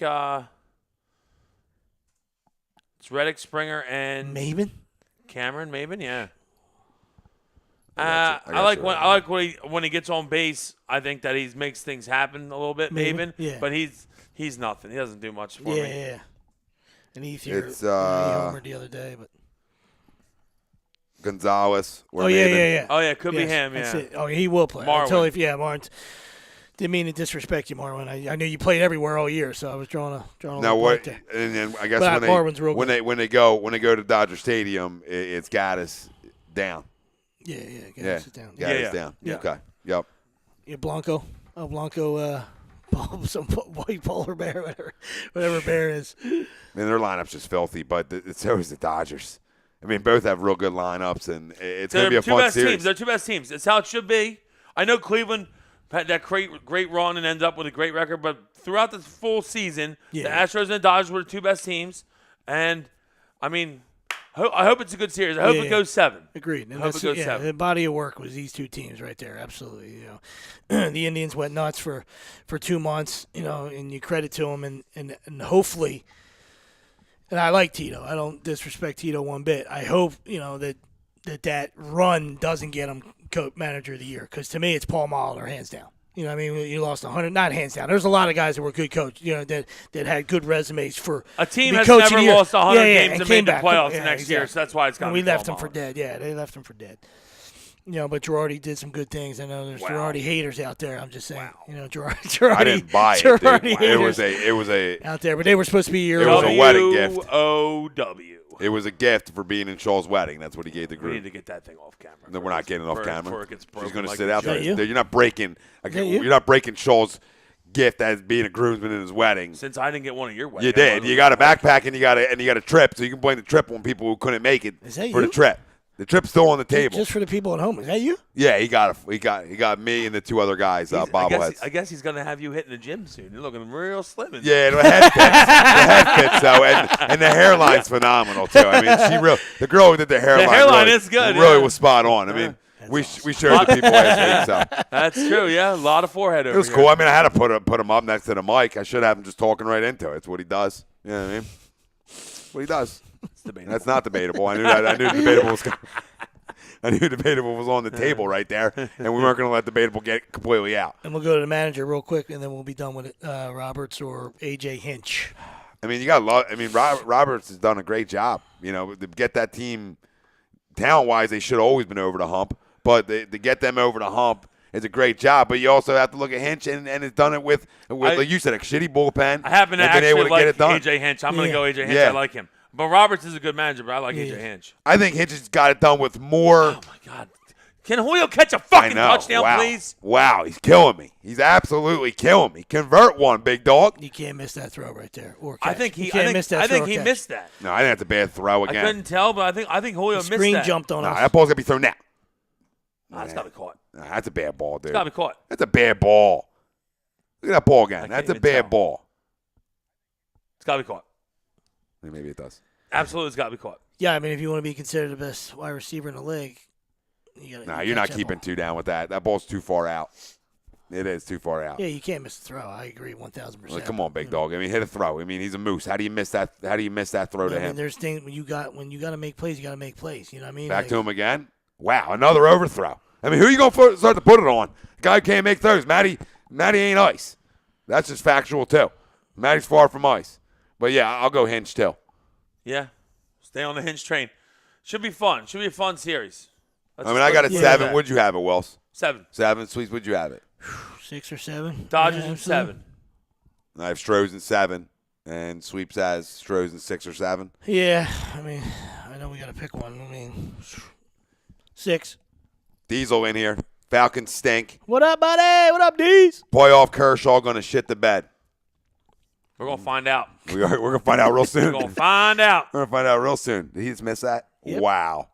Wow. Go away. And the other one got blocked. Go away. And the Falcons are crumbling. When did he? Maybe that's why they're going 4th and 6. Seriously. Bob Hartman, or does game That's one a chip shot, man. difference come down to the Dodgers hurt or cold bats versus Astros tired arms? Another good one, Bob. I think that Bobby, you're on point. I don't think the Astros are going to be that tired though, because Keuchel's on full rest. Keuchel, right? That's his name. I hate that guy's name. He's on full rest. I hate a lot of guys' names too. So. And I think that he should be fine. They're going to need him to go deep in the game. If he don't go 7, Dodgers win that game because their bullpen's just not good enough. Yeah, in my opinion. Well, I mean, 2 guys. They just used 2 starters in Game 7 too. So I think I don't look at it like I didn't look at AJ Hinch using those guys like Madden and Tito used their bullpen, where I agree with you. I mean, I know it was the World Series, but Madden absolutely abused Chapman last year, and he was doing it with Wade Davis, in that Dodgers series too. So, but other than that, I mean, I think maybe Giles, got hot a couple times, and that he might have not needed him, so he might be a little tired. I don't feel like that many other guys got in those games. Verlander went deep in his starts. Yeah. He went 9 and 7. So. And I thought, I know that ball is probably a homer in most parks. That I don't even know who hit it, but it would have been 3-3. I think it was Frazier maybe. I hit it off Verlander. It was caught at the wall. Oh yeah, Springer, dead center. Yeah. Well, I know that's probably a homer in most parks. That's probably why he pulled Verlander. But 99 pitches, that horse is staying into 120 for me. I was scratching my head. I was like, I don't agree with that move. Game 2, he went 124. Yeah. So then I said, I don't agree with the 99 pitch. It wasn't like he was hitting. You were double switching. Like if it was in the World Series, you're making a double switch. Then absolutely. Or you got like a Yankees bullpen where you say, okay, 6 outs, let's turn it over to them. I agree with you. I was like, whoa, that can get a little dicey right there. Yeah, I didn't agree with the move. Jim Brannigan back at the family dinner table. Jimmy, who would be the Dodgers DH in this series? I think it's like I said, it's going to be. Gotta go with the snake, man. No, but I think it's going to be. I want Utley out there, but I don't think it's going to be. It's probably going to be Kiki. I think he's going to play. Yeah, I think he's going to play the matchups. It's going to be matchups. He's going to play the matchups because he's got like 5 guys, just like we talked about in his outfield platoon. Like of those 3-4 outfield guys plus Utley or Logan Foreskin, like those guys are going to be in the mix. Those guys will be in the mix for the DH spot. Logan Foreskin. Yeah, I couldn't agree more. And the Diesel saying that's why I said the Falcons think that field goal was like 15 minutes ago, and I said figured that one. Bob Hartman, do they only show? He said, what's the over/under Kate Upton sightings? Do they only show her when Verlander pitches? So hopefully it's a lot. Hopefully I'm going to go over. Going over, Bobby. I think that's probably the only time she might be there, Bobby, and that's definitely the only time they show her. No, I think she's there every game. Well, then they only show her when he pitches. Nothing else to do. They only show her when he. Then to answer your question, then they only show her when he pitches. Oh yeah, because those things are fantastic. Yep. Soak them in, boys. Soak them in. When that camera goes, freeze it. You just Pulse it. Pulse it. That Justin's still pitching well, and then she's clapping. Yeah. That's all you can hope for. Or mean Kate face. Well, make it clap. Not happy. Diesel. Verlander is the only pitcher that any of these managers are letting throw deep into games, Wills. I agree with that, but he goes, I hate managers going crazy in the playoffs. Yeah, they do. They get all nervous. Guys got it done. Guys got it done for you all year. Or got it done for whoever. I mean, Verlander obviously wasn't there all year with them, but a guy who gets it done all year. That's what I was just going to say. There's exactly where I was going to go. So that was a good point by you. If you're a pimp and a pup and you've been there all year, then relax a little bit. But you got 5 out of Charlie Morton. Great job by A.J. Hint because he was playing. You were playing with house money. He had like 54 pitches. It was only a matter of time that it was coming. And those radar guns, they can stick them up their ass because no way Charlie Morton is 96 to 99. All right, Charlie Morton out there firing. Dr. James Andrews went in there and absolutely, did some wonders in there. He definitely did. Pop Monez, what up, Pop? Test him. What up, Pop? Verlander is winning regardless. No question. Even if he loses, he goes home and he wins. Yeah. Win-win situation. Look at Tom Brady? out here, Brady moving? David David Roska. Behind, so. David Roska, my Rams and Chargers won today. LA guy. Rams and LA Chargers fan, huh? That's skeptical in my opinion. I guess Dave's just picking up both of them. I don't like that one bit. Pick a side, David. Pick one and ride one, Dave. Take a side. That's like if Pope was a Yankees and Mets fan, we'd like him even less. Okay? At least he picked a side, and he picked the weaker side too. You gotta respect the guy for that. Andrew says Joe Madden melts in the playoffs. He did that. Yeah. Snowball. Hipster. Snowball. I aim to please. Hipster. How about Dusty is not happy about his dismissal? Nor should he be. Well, guess what? When you don't get done in the fucking playoffs, you get dismissed. I think he should. I mean, what do you mean? That's premature, though. Both him and the Red Sox manager, I think, were both premature firings. I don't think it is. No? See ya. John Farrell just won the World Series. I understand that, too. But how many times are you going to go to the playoffs and not get it done? Though, yeah. There's certain. Nats haven't won a playoff series. Yeah. They should have won a playoff series. But that's only 2 years of Dusty, correct? Or was it longer? Two. Yeah, I would have given it at least another year. 3 strikes, you're out. Yeah. But I don't know. I mean, it's time for them to shit or get off the pot. I get your point because they're not getting any younger. I guess we know what they're thinking. They're thinking we got one more year with Harper to try to win it because he's going. See ya after next year. Well, it just shows you when you had your chance with Strasburg back in the day. The first time you got in there and you went for it instead of benching him, to shut it down and not go for it then, and you haven't been able to get over the hump since. I mean, you just did It's funny how that works, right? Like, how could you lose a 5-game series with those two guys? It's amazing. My goodness gracious! And a team that hit early on in the year was flat out raking. I mean, listen, they caught some bad luck this year. Scherzer banged up going to the playoffs. Obviously, Harper was hurt for 2 months before the playoffs started. They lost Adam Eaton in center field, but we don't care that they took. Everyone goes through injuries. Yeah. Got to overcome, and they don't overcome. And the greatest thing ever was last Thursday watching the Eagles beat up on Carolina. Meanwhile, on the other TV, the fucking Nationals are throwing the ball all around the park like it's a goddamn Little League game. It was hilarious. No, that's what. Yeah, exactly. That's what drives you crazy, and you don't know where it comes from. And it's because I hate the analytics. I hate that part of baseball. I don't care what anybody says. Don't show me the stats. I don't care. Just play the game. either the right way or at least be consistent with it. Right, that whole inning started off Scherzer because they must be playing Wilson Contreras in the hole. I mean, a feeble ground ball to the left. Oh yeah, and he gets an infield hit, and then 2 batters later, you're not playing on the line with a 1-run game. Come on, so that's the guy that's sitting on the bench. That's coaching. That's coaching. I mean, we're talking about players got to execute, and the guys that lump up and don't get it done on the field. Yeah, I got no respect for them either. Right, but there's plenty of stuff that involves head coaches in all 4 of these majors. You know what I mean? And come on, they had a couple weird, and like, was it Daniel Murphy? I don't know. It was someone. In one of those games, Harper threw a strike from the wall, and the dude did a lazy-ass, might have been Trey Turner. Lazy-ass tag. Ball beats the guy by a mile, but he slides under it with your lazy tag. Get the tag down. Brutal. What are you doing? It's the playoffs. What the fuck are you doing? I got to do by a fucking car. What are you doing? Get the fucking tag down. Yeah, absolutely. What are you doing? Pop wants to know, did anyone catch how empty the Chargers home game was? It was sad.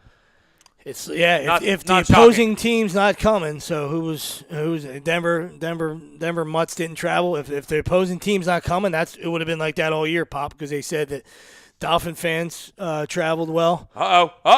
Great White hype. Dolphin fans traveled there. Eagle fans traveled there.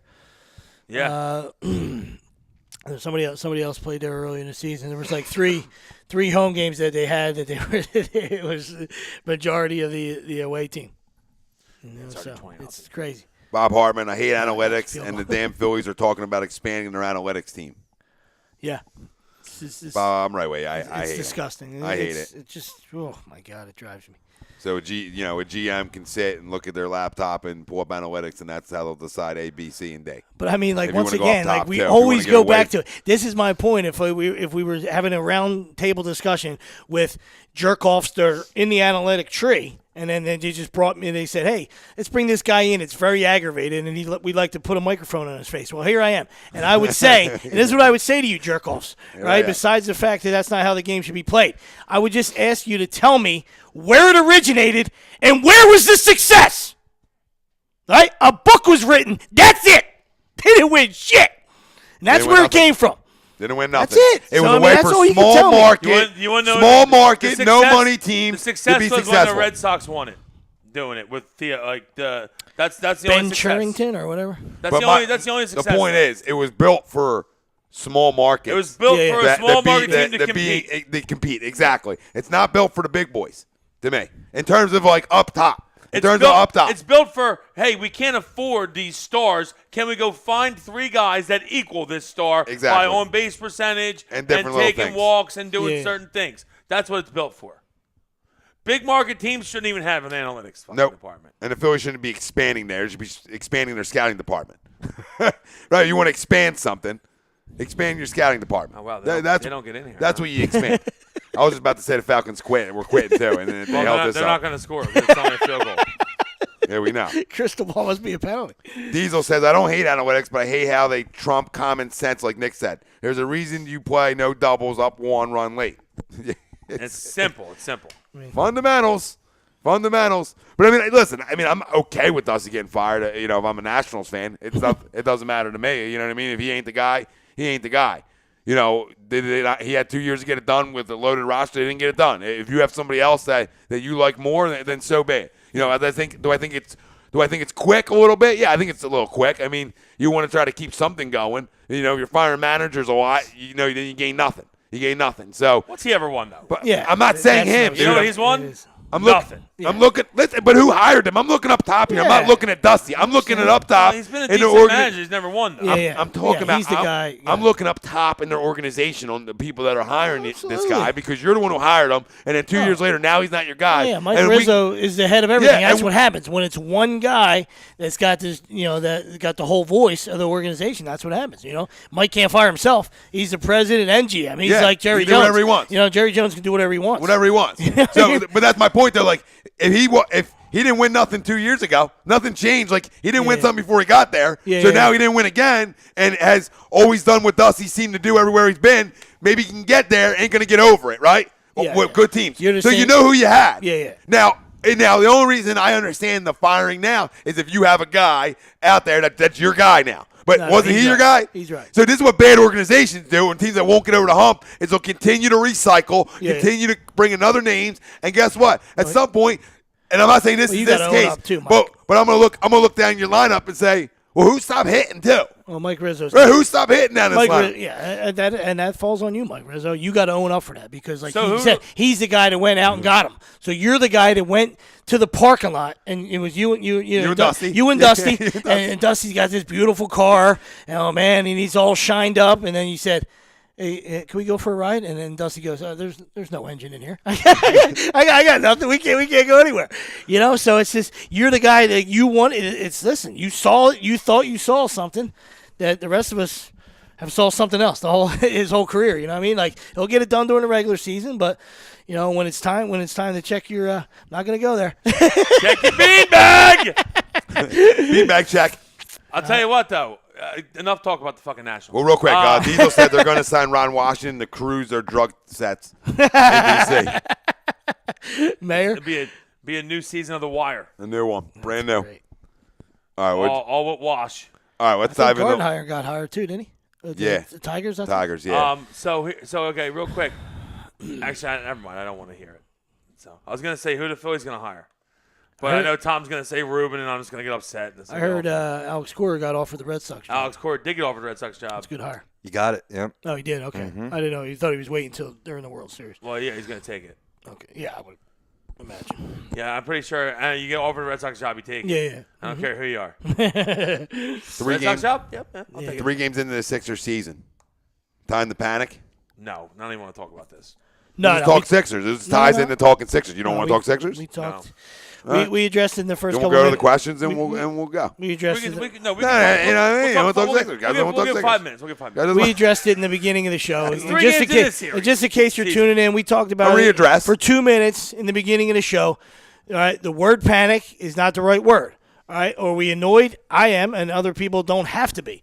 All right, but I'm annoyed. All right, that's all. I mean, and on Tom's show, I text in because those guys were, and once again, you're entitled to your opinion. It's not saying that you're right or wrong, right? But I'm not looking the days of playing well and losing, or that they don't sit well for me. All right, change the culture, get it done, get over the hump. Not saying you got to. It's okay with playing well and losing. A lot of guys. You'd be surprised. No, I'm not looking at you. I'm saying a lot of guys. When I looked at game one. Game one, I thought they played tough in a tough environment in Washington. There's stuff you can take out of that for a young team. Now, was I okay with the loss? No, of course freaking not. I'm not okay with the loss. But to try to be positive after one game, I liked the effort. I thought, okay. So he was the guy. No, I wasn't. No, I didn't. Listen, dude, if you ever think I like losses, then you're looking at the wrong goddamn guy. Because I didn't listen. I didn't handle Boston's loss at all well. Okay, Tommy. I was unhappy. I felt like an Eagles loss against the Celtics. It did. It felt to that level for me. Okay, the Washington game to me, going to Washington game one against a team that should be a top 3, and you went down the stretch with them. You need to learn how to close games. That was my opinion after the game. Now, as a young team, learn how to close football games. Basketball games. I got a question. I got a question for everybody. I know what games we're closing. Here's the question. Close something. The question is, and this is the only question I want answered. But there's no time to panic. I ain't running and hiding. There's no time to well, panic. Do you think I'm running and hiding? I'm saying I thought they played well in Washington. There's no time to panic. All right, everyone, put your panic shields down. All right, no time to panic. Panic shields? Are they a real thing? Sounded good. That's a good. Panic room, panic shield, whatever. There's no time to panic. But I want to know. What I want to know is who thought that they were going to win that game against Boston. That's what I want to know. Do you actually thought they were going to win that game? I did. Really? Yeah. I didn't. I knew against the number one team in the East, coming off a loss to the Cavs. It didn't bode well. I mean, I wouldn't, stick my neck out too far. But knowing he was not going to play the next day, I mean, come on, that's what I'm tired of. I mean, if you just gave me a regular situation where you're saying, yeah, absolutely, they're dealing with that awful Hayward loss, right? They lost the game. And then they're coming in here, nice rivalry, division, and if he was playing all the time and he was going up to Canada, yeah, maybe I thought different. But it was like you knew it was coming. They already announced it, so it's like, hey, let's go home opener. I knew they were going to lose in Canada too. Because John's soft as baby shit. Of course. That goes back to, like I said, panic is the wrong word. Frustration and anger because I'm tired of the medical staff. Well, that was awful. The performance was terrible. On Saturday. But I'm tired of the medical staff. Like, just go play. I mean, you sign the guy. There's clauses in there. I understand. We're all knocking on wood. Nobody wants to see it happen, but there's plenty of clauses in there. If something, God forbid, does happen, just let him play. I'm of the opinion that this actually hurts him. And I don't mean hurts him. I mean, it obviously hurts the team because he's not on the floor. But I think it hurts him because you want to get him in game shape. And by continually playing 20 minutes, you're not going to get in game shape, which means he's not in game shape, which is a better chance for him to get fucking hurt, in my opinion. So that's why I don't like it. I don't like it. Preach on. You ain't going to say nothing I haven't bitched about for all last year and going in and this year. But there's no reason he can't play a goddamn back-to-back. No. Yeah, you can't play. Hold on, real quick. If you as an organization don't think you can play back-to-back, then take the 148 off the goddamn table. Okay? Then take the 148 off the goddamn fucking table if you don't think he can play back-to-backs. And 3 games into a season, he can't go back-to-back. Damn it. Well, I'm hoping there's nothing. He is going back. There's zero excuse early on. They listen. I knew going in he wasn't going to play back-to-back, though. He's not going to – first off, this ain't the first. He's not going to play back-to-back till – hopefully they start letting him in the second half of the season. They ain't going to let him the whole first half of the season. He won't play a back-to-back game the whole first half. Guaranteed. Mark it down. All right, Bob wants to get into this. Bob Martin says 7th or 8th seed, fellas. I don't see a top 4 finish without Embiid. We're in trouble. True. Bob Hartman, let's talk Fultz, I don't know guys. if we're in trouble yet. Fultz. No, he's saying without Embiid, we're in trouble. One thing I will say, I don't even know what he's about to say about Fultz, but his shoulder better be hurt because otherwise I don't know what they're doing with his shot, but it's disgusting. He's showing some promise, though, with the ball, and I like a lot of the things he's shown me that way. But, goddamn, the kid can't. Yeah, he used to be able to shoot. He shot well in Summer League, I thought, pretty good. If that's a guy in the Sixers organization or a guy, like I hear it might be a college guy that he works out with, either one, whoever it is, you got to play. You got to take up a different profession because it's disgusting. Right? Off, you shouldn't put your fingers. You shouldn't put your fingers on that. I know he's a little banged up. I hope his shoulder's banged up, and that's the reason he can't shoot the way he wants to shoot. Because how is he not going back to the old way? Because I'm sorry, when you're missing fucking foul shots the way he's been missing foul shots, it looks terrible. It looks terrible. And that's not who he is. That's not who he is. And then they want to reinvent who he is right now. But no. But I'm saying that's not who he was or who he really is. That's the issue I have with it. And then you want to look at this. Stop trying to reinvent the goddamn wheel. This kid is a point guard. That's who he's been. Mistake. That's who he is. He's a guard. He needs the ball in his hands. That's who he is. So now you're going to bring him to the next level and you're going to now change his position? Come on, man. But you knew that. Ben was going to have the ball in his hands. Ben can have the ball in his hands, but the second unit, there's zero excuse for him not to have the ball in his hands. That's where I'm going with it. If you want to say Ben should have the ball in his hands over him, fine, I'm in agreement there. But if he's running that second unit and out there the second unit, that ball needs to be in his goddamn hands. I agree with that. That's ridiculous. That's even a conversation. I do agree with that. But also, I want to know, I don't know, there's something's really fishy about this whole shot thing, and I want to know what the actual answer is. It better be that his shoulder's hurt, because otherwise we made a mistake. I'm sorry. Because if he's going to be shooting like that. You don't get that playoff. Incredible. Go incredible away. That you went there. I didn't want to interrupt the big fella because he was spot on. Go away. He was spot on, and we're probably on a delay, people. We know we're on a delay, so we apologize for that whole outburst right there. But incredible. Down 20-0 with 20 seconds on the clock, and he's looking around like this, lifting his leg up. Get a playoff, dude. Holy shit. That's mind-boggling. I'm sorry. Tony Dungy probably defends him. I don't know what I just watched. Tony Dungy probably defends him right here. Oh, my God. Well, he's had a rough week. I saw you, and I'm like, we're looking at each other like, we had to address it. You got them on their toes for the first time all game. You got them on their toes. You got to get that playoff. Fucking apologist. Things are going well for you, and you got to get that playoff. So Fox wants to know, Fox Trilly, whose decision was it the rest Embiid after 2 games? And that's Josh O'Neal and Scott Harris. It's going to be all season, Fox. Hopefully second half it's not. But every back-to-back he's not going to play. It's just fact. He's not going to. Devils scum is whose decision is. New Jersey Devil scum is who makes that decision. That's Scott Harris and Josh O'Neal, or did I get that right? Or Joshua Harris and Scott O'Neal. Doesn't really matter. They're tied at the freaking hip. Who gives a rat's ass? You would just want to think that they would use some common sense. where it's the third game of the season. He's okay. Right, and do we really? I'm not saying we're gonna, they were going to go up there and win anyway, but it gives you a better chance when the big fella's playing. He can't play 20. You know what I mean? Come on, he can't play 20. Just like on opening day, like we heard up all the way up until opening day, 15, 16, 17 minutes, and our blood was boiling. Yeah, we're going and down. He wound up playing 26 and 27. Yeah, because they had a shot at winning. So I tip my cap to Brett, or if somebody said, "Hey, go ahead, you can extend it, whatever." He looked up there and somebody, or JoJo somebody said, gave him out of the fucking game. Wherever it came from, I applauded it. That was great that night. I was happy to see that. And then I would have liked to see this move vetoed 3 games into the season. You're talking 20, 25 games in. Big fella needs a puff, whatever. It happens all around the NBA. You know what I mean? Not this early on. No, exactly. That's not 3 the point. games That's in, the point you're making. I mean, Pop does it all the time, and he's the best. Yeah. No, listen, I completely agree with you. He didn't even go to Canada. If you want to go, if you want to go 20, if you want to go, saw him in the airport today. Because he went to go meet up with the Sixers. He stayed in Philly when they went to Toronto. If you want to go 20, 25 games in or 25, 30, whatever, okay, and you want to make that decision, like, okay, it needs a rest, yeah, I think we all agree on that one. But 3 games in, there's zero excuse for it. It's baby in this. It's baby in this. It's baby in the. It's baby in this situation again. Okay, and what it tells me is nobody in this goddamn organization we're not ready to win. That's check, what it tells me.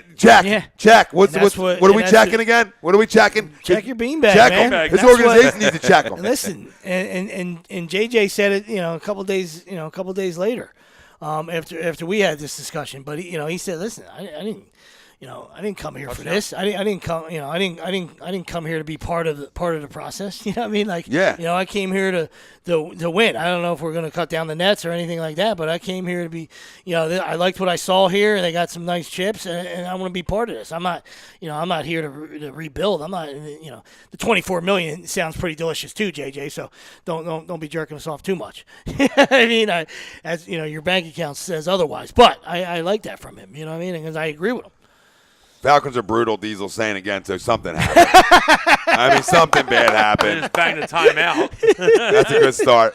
So, Bob Hartman, timeout. Did Brian end the Fultz rant by saying he's a bust, or is that he's just not in the right situation here? I just hope that it's an injury, and that's not like an actual shooting change that he's made, because he can't shoot right now. And if you watched him play, you see that he can't shoot. He just can't do it. And if you watch him play beforehand, you could see that he could shoot. He could, yeah. That's what I'm perplexed about. Because I said that he was the number 1 pick going in, I would have taken him number 1. Yeah, and actually, I like Lonzo better. I've seen him just because he could score. Yeah, just because he could score. That's why he went 1 to me. And I've seen him get blocked 6 times in these 3 games. So he is 6'4". I mean, we know he can get to the rim and stuff, but you got to, if you're able to shoot the basketball, then can open up some lanes for you or whatever. Like right now, he's just he's forcing things. He's just and then people are just sending his shit right back to him. I think he'll be fine too. He's young as I'm not worried about Fultz right now. The whole team's young. So my thing with him is he has something that translates to the NBA, and that's the ability to get to the rim and score. Now, has it worked out for him early on? No, but I think as he gets a little stronger, and that's going to happen as a guy grows a little bit age-wise too. And I do think it's a shoulder situation. And the reason I do think it's a shoulder situation is because you see the shot doesn't come back anymore. Nothing comes back. It's almost like a push from here. He's pushing. Because he's shot putting. Because coming back is going to hurt the shoulder. Now let me ask you a question. Well, then he shouldn't be playing. Let me ask my boys a question here, and to everybody too. They're not playing any defense, so a guy like Amir Johnson, we know we love his toughness, and going into the season, I was real happy about that. He stinks. I know that, Wilson. I'm going there. That's what I'm saying. I'm going to go to another guy who stinks, but I want to ask you a question. He is a walking double-double. I understand it. He was 10-9 the other day, and we're tired of talking about him. But if you're not going to play any defense as a team, then how can you really hold this guy's feet to the fire? Because that's all he really was guilty of, besides being a piece of shit, a squid, and stuff like that. The dude can give you 18 and 10. Oh, I agree. Right? I agree with that. Shit. And you know what? I don't. Nobody's playing anyway. If nobody's playing defense anyway, let him play. What I don't understand, and they've been doing it for years now, is anytime there's even close to a ball screen, they just automatically switch. No one fights through a screen, and it just leaves wide open jump shots. And you do that against DeMar DeRozan, and he's just going to hit him all day like he did Saturday. No, you're right. Andrew says he's too good of an athlete for this shit to continue, talking about Fultz. Yeah, I agree. Bob Hartman, and if he's hurt, regardless of the severity. Why is he even playing at all then? I totally agree with that, Are the too. Sixers brass afraid of another top pick having injury issues? Question mark. Yep. He needs to be, Drew says he needs to be the alpha and go back to what got him here. No, but and that's like I said, that's a good point, Bobby, because I'm not a big Jerry Bayless guy, but he's playing well right now. So until he gets hurt or does his normal thing, if Fultz is hurt, then just sit him out. Just terrible ball. Just sit him out and don't. There's no reason to force it. There's no reason.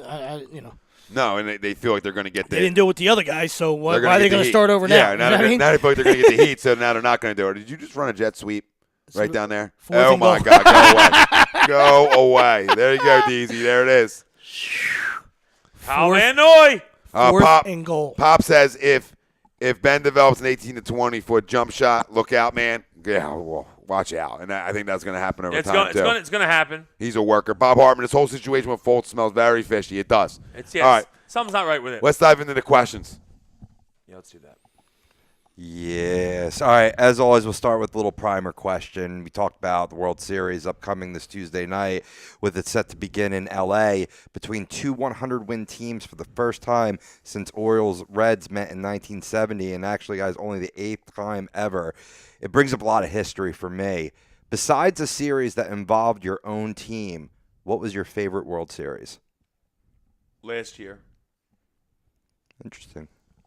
I thought last year's series was really good. The fact that they tied it off Chapman, it was just game set. It just was well. That one and rain also delay. A rain delay in Game 5. It was like 2:30 in the morning. It was crazy. Only us degenerates were up. Of course, I was awake. I'm gonna go 08. Cub fans. I'm gonna go 08, obviously. No, he said doesn't involve your team. Doesn't involve your team. Yeah. I would say my second one that's right there is the 2001. It was after 9/11 and all that, and then that series also went 7. I'm pretty sure. And, Luis Gonzalez. D-backs won it, right? Yeah. Yep. So that was a really good one.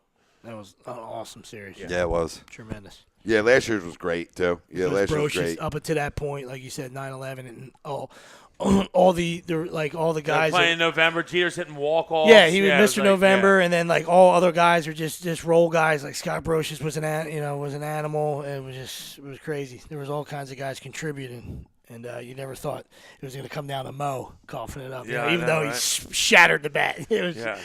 It was. I like couldn't throw it any better. Anytime a team broke a curse, I like when the Red Sox broke it, and when the Cubs broke it. I thought, it's good for fan bases to get over that and break a curse. Even though I don't like either team at all, but it's nice to see because we've here been starved at times. I'm an old man, but I was 12 then. The Gibson, the Dodgers Is World Series. The Gibson swing is.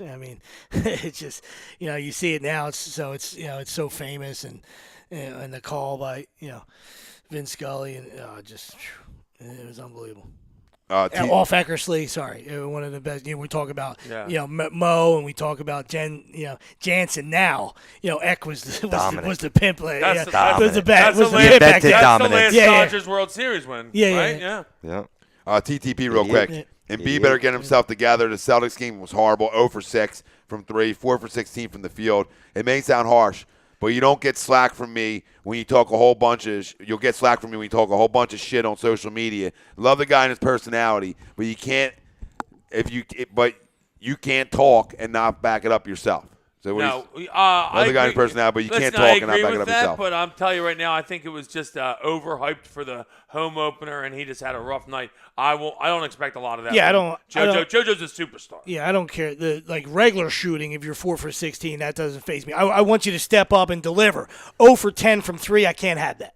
All right, 0 for 6 in that game, 0 for 4 in the first game, can't have it. Can't have that. Get in there and be physical, demand the basketball. Plus, you can rebound in there. And if you want to go at it with the guy that you embarrassed, a week ago, and if you want to have that rivalry in the East, if he stays in the East, all right, that dude gets 20 boards a game.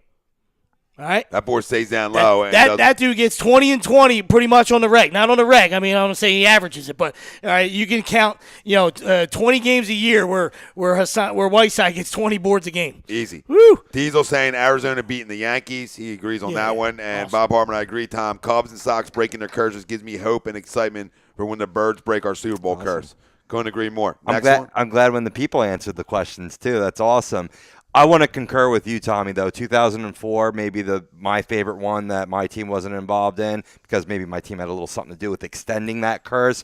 Quick story, I'll bottom line it. I'm in Connecticut. Red Sox are down 0-3 to the Yankees in the ALCS. There's this dude, head to toe, all Boston Red Sox garb, right, looking dejected. I go up to him. I feel so bad because we've all been there, right? I go up to him. I go, not only are the Red Sox going to come back and win this series, winning 4 games in a row, they're going to go on and win the World Series. I just wanted to make him feel better, so I didn't read in the paper that he offed himself, right? I bet you he still tells stories to his family about me. Not even knowing me. Some guy just randomly came up and said they're going to win the whole thing. Was I real? Was I imaginary? Who knows? Was it a ghost? Yes. Was it the Billy? Or no, what the hell were they? They weren't even a Billy, were they? No, that was the Cubs. That was Cubs. But they're the This freaking psychotic Mets fan came up to me. I knew. What was the Red Sox cog? What was their whole Curse Bambino. Oh, Bambino. Yeah. Why am I drawing a blank? It's late. There was a lot. The World Series is fantastic. It's the best sport. I mean, there's so many good ones. I mean, Charles Nagy and the Marlins. I mean, what a hit. Dutch? Oh, yeah. How about Dutch? Yeah, he got himself a Dutch, ring that year. The Angels got Dutch a base hit, or the Aliens got Dutch a base hit, according to him. So he had an out-of-body experience. Crazy. Absolutely. Sticking with the World Series and all the fanfare, Astros being the first team to reach the World Series as both a National League team back in 2005 and now an American League team. Justin Verlander's just been a godsend for him. And if he wins a ring with the Astros, do you guys think he'll be elected to Baseball Hall of Fame when he hangs them up? I think he's going to be elected to the Baseball Hall of Fame if he breaks his arm tomorrow and never pitches again. Oh, okay. Wow. I really That's do. discernible. Verlander. Yeah. Yeah, he's Verlander's a superstar. I mean, he had the last 2 years, he's kind of had a couple hiccups. The beginning, but besides that, when he first met Kate. And she shot him down. Went south. He was when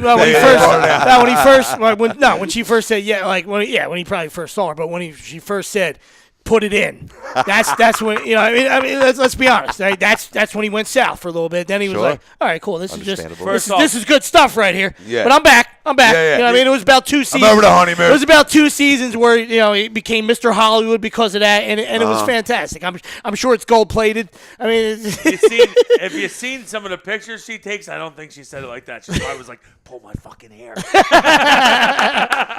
Hell yeah. Wilson, see a couple Mike Honchos. Pull your butt cheeks. Oh, Mike Honchos. I had a full spread. That's good. Oh, shit. There he is, old Mike Honcho himself. What you saying, Tommy? You Yeah, think he's Hall of Famer? Yeah, I think he's a Hall of Famer. With or without the ring? With or without it, yeah. Wow. Maybe I lowballed Verlander because I heard Big Hurt describe him as a future Hall of Famer already, and I was like, what, really? Because maybe I enlarged those down years, and I forgot how dominant he was when he came into the league. Oh, he won MVP. It was ridiculous. Yeah, he was ridiculous. Truth. Bob Hartman saying yes, Hall of Famer. And he also goes on to say Dario's struggling a bit with his shooting, too. That's because he played too much ball this summer. No, but that's how the Europeans do it, though. Yeah. I know that's how they do it, but he's a young guy, too. He's not existing with Simmons right now. You know what I mean? It's early on, but they don't know how to play together yet. The problem is that they have to learn how to gel together, and he also needs more minutes. I'm sorry. Dario needs to be on the court. He brings a toughness. He brings a grit. And Andrew's saying rings don't matter to the voters in baseball. True. Yeah, they're all dry jocks. Absolutely. Yeah. So. Not like football. Yeah, I get it. Football, you can get in without winning. Football, they I don't know. Some sports hold you to a higher standard when it comes to that, and some don't really look at it as much. More individual. Baseball is more of an individual sport, so that makes sense. Yeah, it's tough. I mean, when you're talking about a quarterback in football who can go win 3 of them, say, and get in just because he won 3, and the numbers aren't there. Troy. You know what I mean? Look at Aikman, for example. I mean, you could say that his numbers. Think Troy's not a Hall of Famer? No, I think he is, but I think the rings help it. Yeah, the rings put it over. If there was any question numbers wise, them rings just skyrocket that whole process to me. I'm not saying he's not. You know what I mean? Like, to me, he is. But the difference, if that were baseball numbers, and the rings wouldn't count as much. Yeah. That's just different. It's just different sports. Yeah, without the rings, it's very borderline for Aikman. He's a product of the system. Yeah, I mean, he's a great quarterback. I just think a lot of NBA. Bob I think a Armin lot saying of NBA really. I just think a lot of NFL guys get in. Yeah, I don't know who's voting there. I think if a lot of guys get in, they just let it. I think they let a ton of guys in. They do. Where the MLB guys, it's more, 300 wins, 3,000 hits, 500 homers. 500 homers. Absolutely. Now you take away all the PED stuff and all that stuff started, but they were the three big plateaus. They got you in. Yeah, they got you in. But the Bob's point, the NBA, which are the 4 major sports, requires a ring to validate a career and a Hall of Fame career. I think. Well, NBA because it's the most. NBA, It's the most. yeah. It's the most where one guy can lead you to a ring. Everything else is more of a team sport. And Andrew's saying Dario needs to play 35 minutes a night. There's no reason he shouldn't be on the floor. I completely agree. That's what I said after the first 3. There's no reason he shouldn't be 30-plus minutes. It's a joke. I don't understand it. I don't know what Brett Brown's doing when it comes to that. Take him. Take from anybody. I'm sorry. He's one of your best players. I'm glad you mentioned that before, Tommy, because I just brought up Verlander's all-time stats. 188 wins, lifetime 3.46 ERA, 2,416 strikeouts, a 1.184 whip. So, I mean, wins are down a little bit, but the other numbers are still quite impressive. Yeah, and I think that's where they're going to make that decision off of over the wins. Yeah, but wins are down throughout the league. I don't think there will be another 300-win guy ever, just the way the game's pitched now. Yeah. It's a bullpen. It's a specialty game. It's a specialty game, yeah. Yep. Well, segueing into football, gets number 3. Which college football program made the strongest statement in the NCAA power rankings this weekend? Penn State. Penn State, yeah. And Todd Womack, what's up, brother? What's up, Todd? What's up? Penn State, yeah, I think it's definitely Penn State. Yeah, it's Penn State to me, too. And I'm not PSU at all, but it is. Notre Dame, big win over USC. Not that I'm a big Notre Dame fan, but that was a huge win. Yeah, USC to me stinks. Yeah. To me, they're so overrated. They're overrated every year. Huge win, though. You're right. Huge win, yeah. Especially since it was lopsided, but I agree with you. I mean, USC is garbage. Sam Darnold. They're always just garbage. And, Sam's just a ginger. He's a just typical ginger USC quarterback Hey, Cleveland. who will stink in the pros. Yeah. Hey, San Fran. That happens every year. We can run through them. One of them broke his arm today. And your boys, Syracuse, really impressed me, man. They should have pulled off that win against the U. It was a great game. Nice. We've been playing well. Yeah. We've been playing good all year. Would they be 2 ranked, 3 ranked, or that would have been the 3rd? That would have been the second. That would have been the 2nd. Yeah. But we should have won at LSU, and they were ranked. We blew that game, and we beat Clemson. And then we played Miami tough. I mean, we were right there. And Diesel says it would have been the Qs, but they choked. That's fine.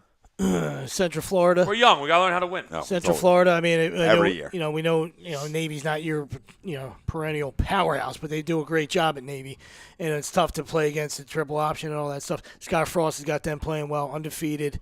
And he looks like after the season he can write his ticket if he wants to go. When some of these big jobs open up. Tennessee. For UCF, Somebody got paid. Well, Tennessee's going to open up because Butch Jones. Yeah. See ya. Butch who? See ya. Butch who?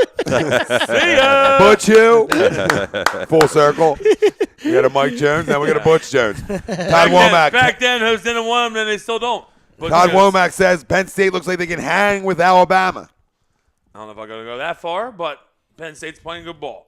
I don't think anybody can hang with Alabama, to be honest with you. Alabama's just a machine right now. Absolute machine. Yeah, I think you just got to get in that. You just got to get in that game and hope something happens. Yeah, you get in that game. You got to get in that game and hope something happens. And mix if it you're up. Penn State, you got to hope that you can win out and finish the 2 spot. That way you don't have to play Alabama in the first game. Hopefully you get to the championship against them, and then you just hopefully some shit happens for you. Yeah. How about it's early on, but I heard Ohio State's like giving 7.5. They play Penn State next week, or is that? Yeah. I heard it was 7.5. It was at the still. That's a big game. Minus 7.5. Might be the biggest game for Penn State.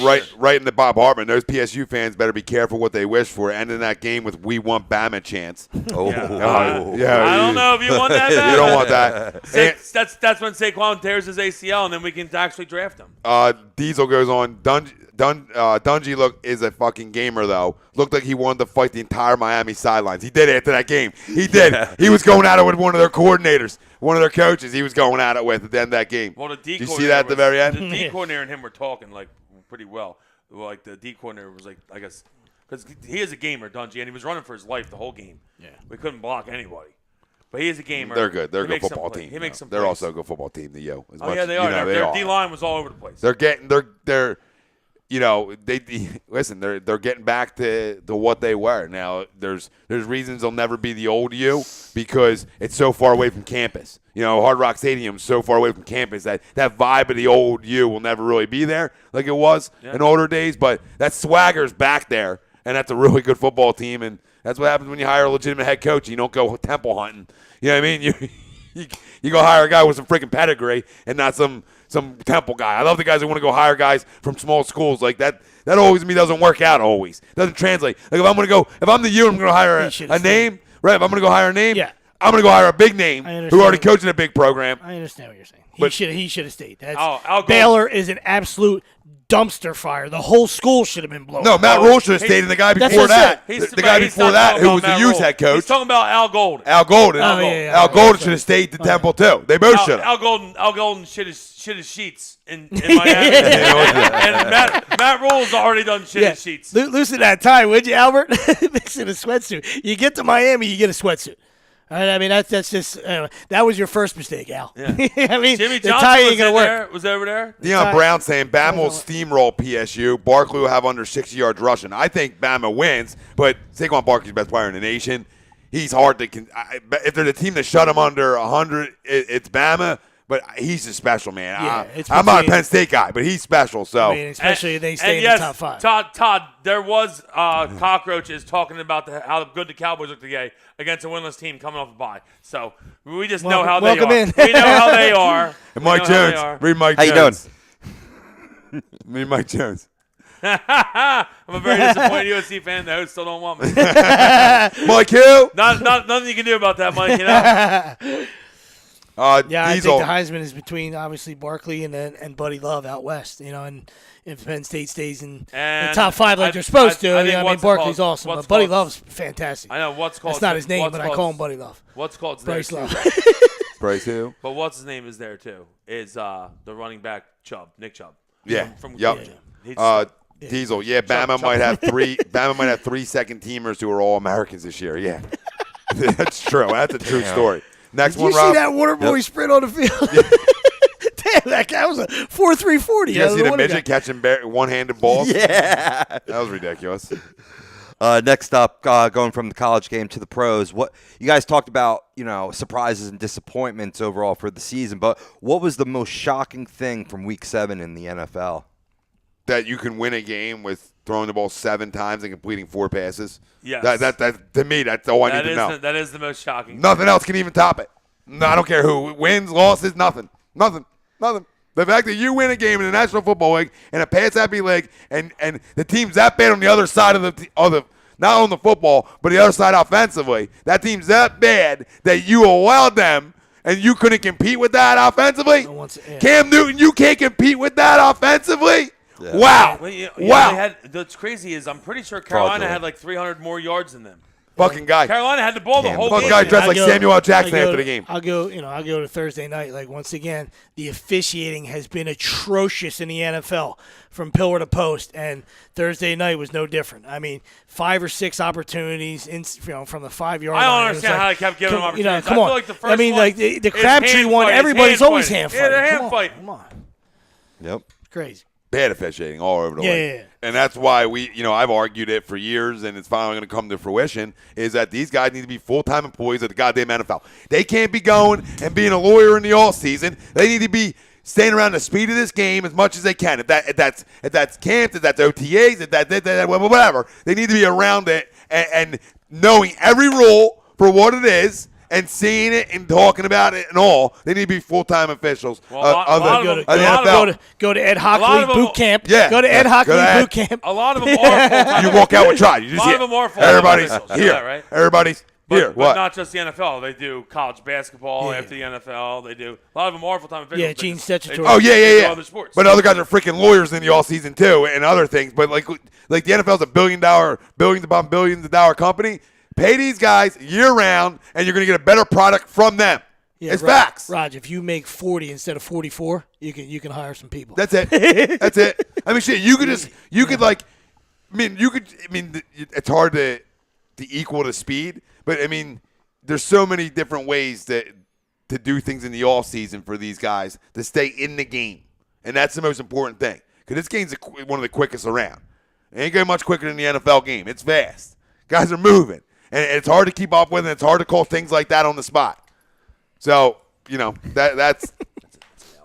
that's to me. What, you think the Ravens win? Ravens stink. Ravens stink. Ravens beat Miami Stop. Thursday. You heard The Ravens can't even. You The heard Ravens it. have zero heard offense it at all. here You're first. wrong. You're wrong. You're wrong again. You haven't been right your whole life. We're wrapping things up here, so we don't want to get everybody. We don't want to get carried away. But at some point, when does he not get a pass from the people around here? Who, Joe? 5. Oh, Come on. You know what? They have no Cheese weapons and at all, crap. but he hasn't been good. Cheese and He's been crackers. bad. But they have no. It was As 100 soon as- yards I'll going get to the past. fourth. As No, soon I'm as just Mike saying, Wallace, 100 yards going to the fourth. As soon as Mike This guy Wallace ain't giving a pass. got that hit to the head today, Some guys saw it coming. They have somebody saw it coming. Some guys can smell it coming. Some guys saw it coming. Saw it coming. He's got $200 million. Dude, the money has nothing to do with the production on the You said 20 years ago he wouldn't be able to play in college. He's got $200 million playing football. All right. So big you're arm, wrong. big body, So you you're fall wrong into your it. whole life. You've been- Big arm, big like I said, body, you've you been wrong fall your into whole it. Big arm, big body, you fall life. into You fall into the greatest postseason performance ever. Here we go. It is. Just look it up. It's facts. Okay. We're not talking about I said smelled this coming. I No, smelled the he's having a decline bad coming. year. That's for Smell sure. the decline coming. Deion Brown, real quick. I need you guys' thoughts on Monday night. We already talked about it. It's fine. Against the Redskins at home. Talk to me, fellas. What are the keys to going 6-1? I'll wait. Listen, I have 27-17 Eagles. I don't think it's an easy win. 27-21. But I think it's a 2-score win here. Sweeps, what'd you have? 31-27 Birds. I think it's a tough game, and we're just going to have to get pressure on Cousins, hit Cousins, get him uncomfortable, stop the run like we've been doing. And I think it's a big night for Alshon. Alshon coming out party, big night, couple TDs. Let's go. 6-1 in control of the division. Let's go. Yeah, contain Ryan Kerrigan, a big one we talked about earlier. Yeah. And, I think you should be able to run the football too. No Jonathan Allen. That hurts his football team. So, really, third down conversions again. Can we stay hot on third down and can we create, enough pressure on Kirk Cousins to make a couple mistakes and be in good field position by our defense? Put us in good field position. And D says he's been bad, but I'll always give him a pass. And he also said Julio just decided to man up for a play. So Julio must have made a big play because he's ahead of us. That's why I was throwing it out there, Deez. Don't make you a bad guy. Just Fucking jerk off. Just, Do you know me, Fuck off. Deezy? No passes here. 0. Zilch. Bob Hartman, 24-20 Birds. And that's it with the questions too, Rob. Is that one more quick one. We'll do the ranking, or you want to skip it? Oh, my God. No, we can't. This is a great one. no rank? All right. Julio. Last question for Post 5. Need 1, that 2, one. 3. Rank the following. Fantasy. Yeah, Come fantasy. on. Sorry, At Rob. the I got end. excited. I got him in one. The league Never I'm losing apologize, brother. I finally might. in the league win I'm a winning week. in, the dude has them. Come on. Let's I go. still think I got enough, though. I'm open it. I still Hey, think I got a win enough. for you is a win for us. I still got Ertz and somebody. Who am no, I against? Deezy? Son of a bitch. Nope. Goon Squad? No. Who's the That Goon did it. Squad?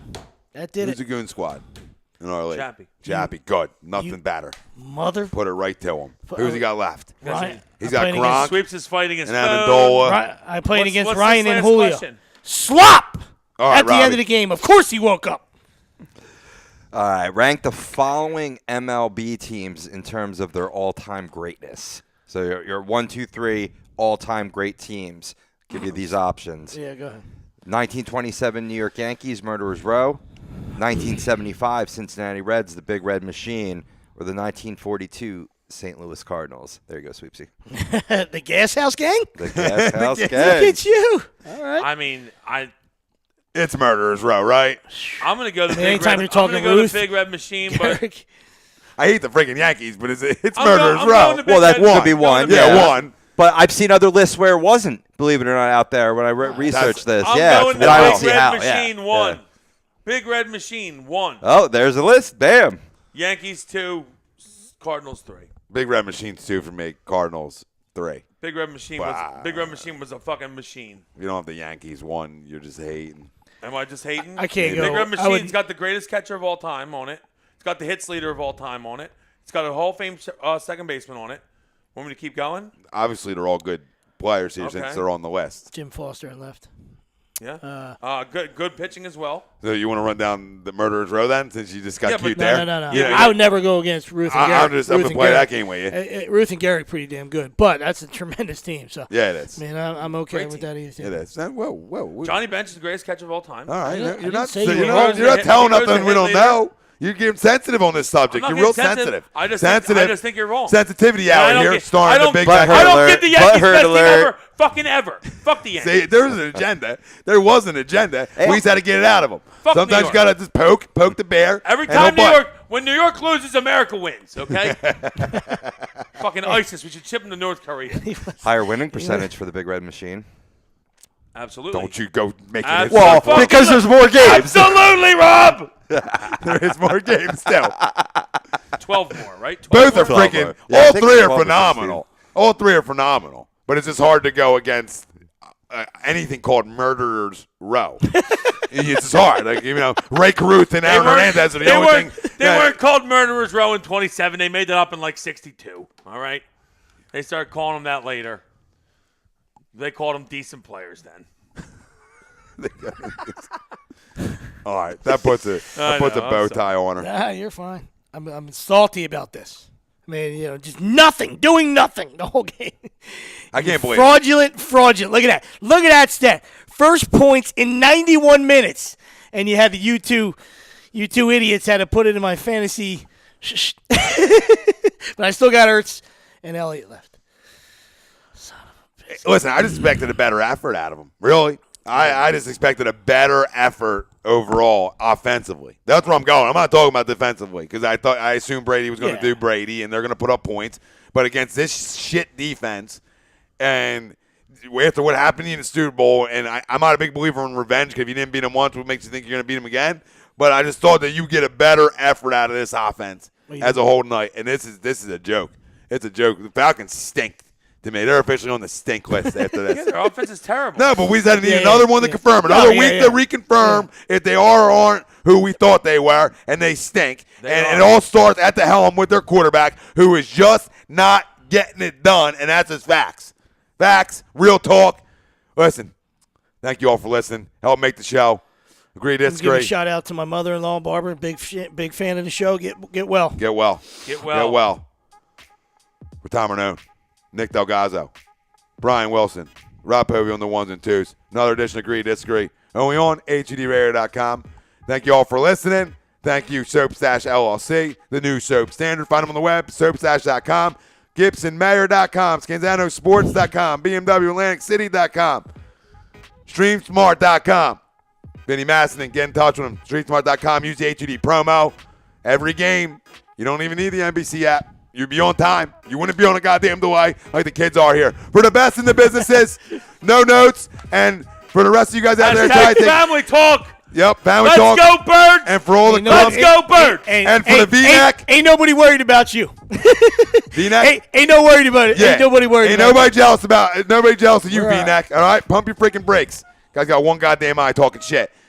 We out. He's got one eye. Pretty much. Like Look, Tristan he Morales? shouldn't be allowed 500 feet from a school zone or a park zone. First off, and anybody who works for him or does shows with him, same thing. Just take a look at shit. Say it.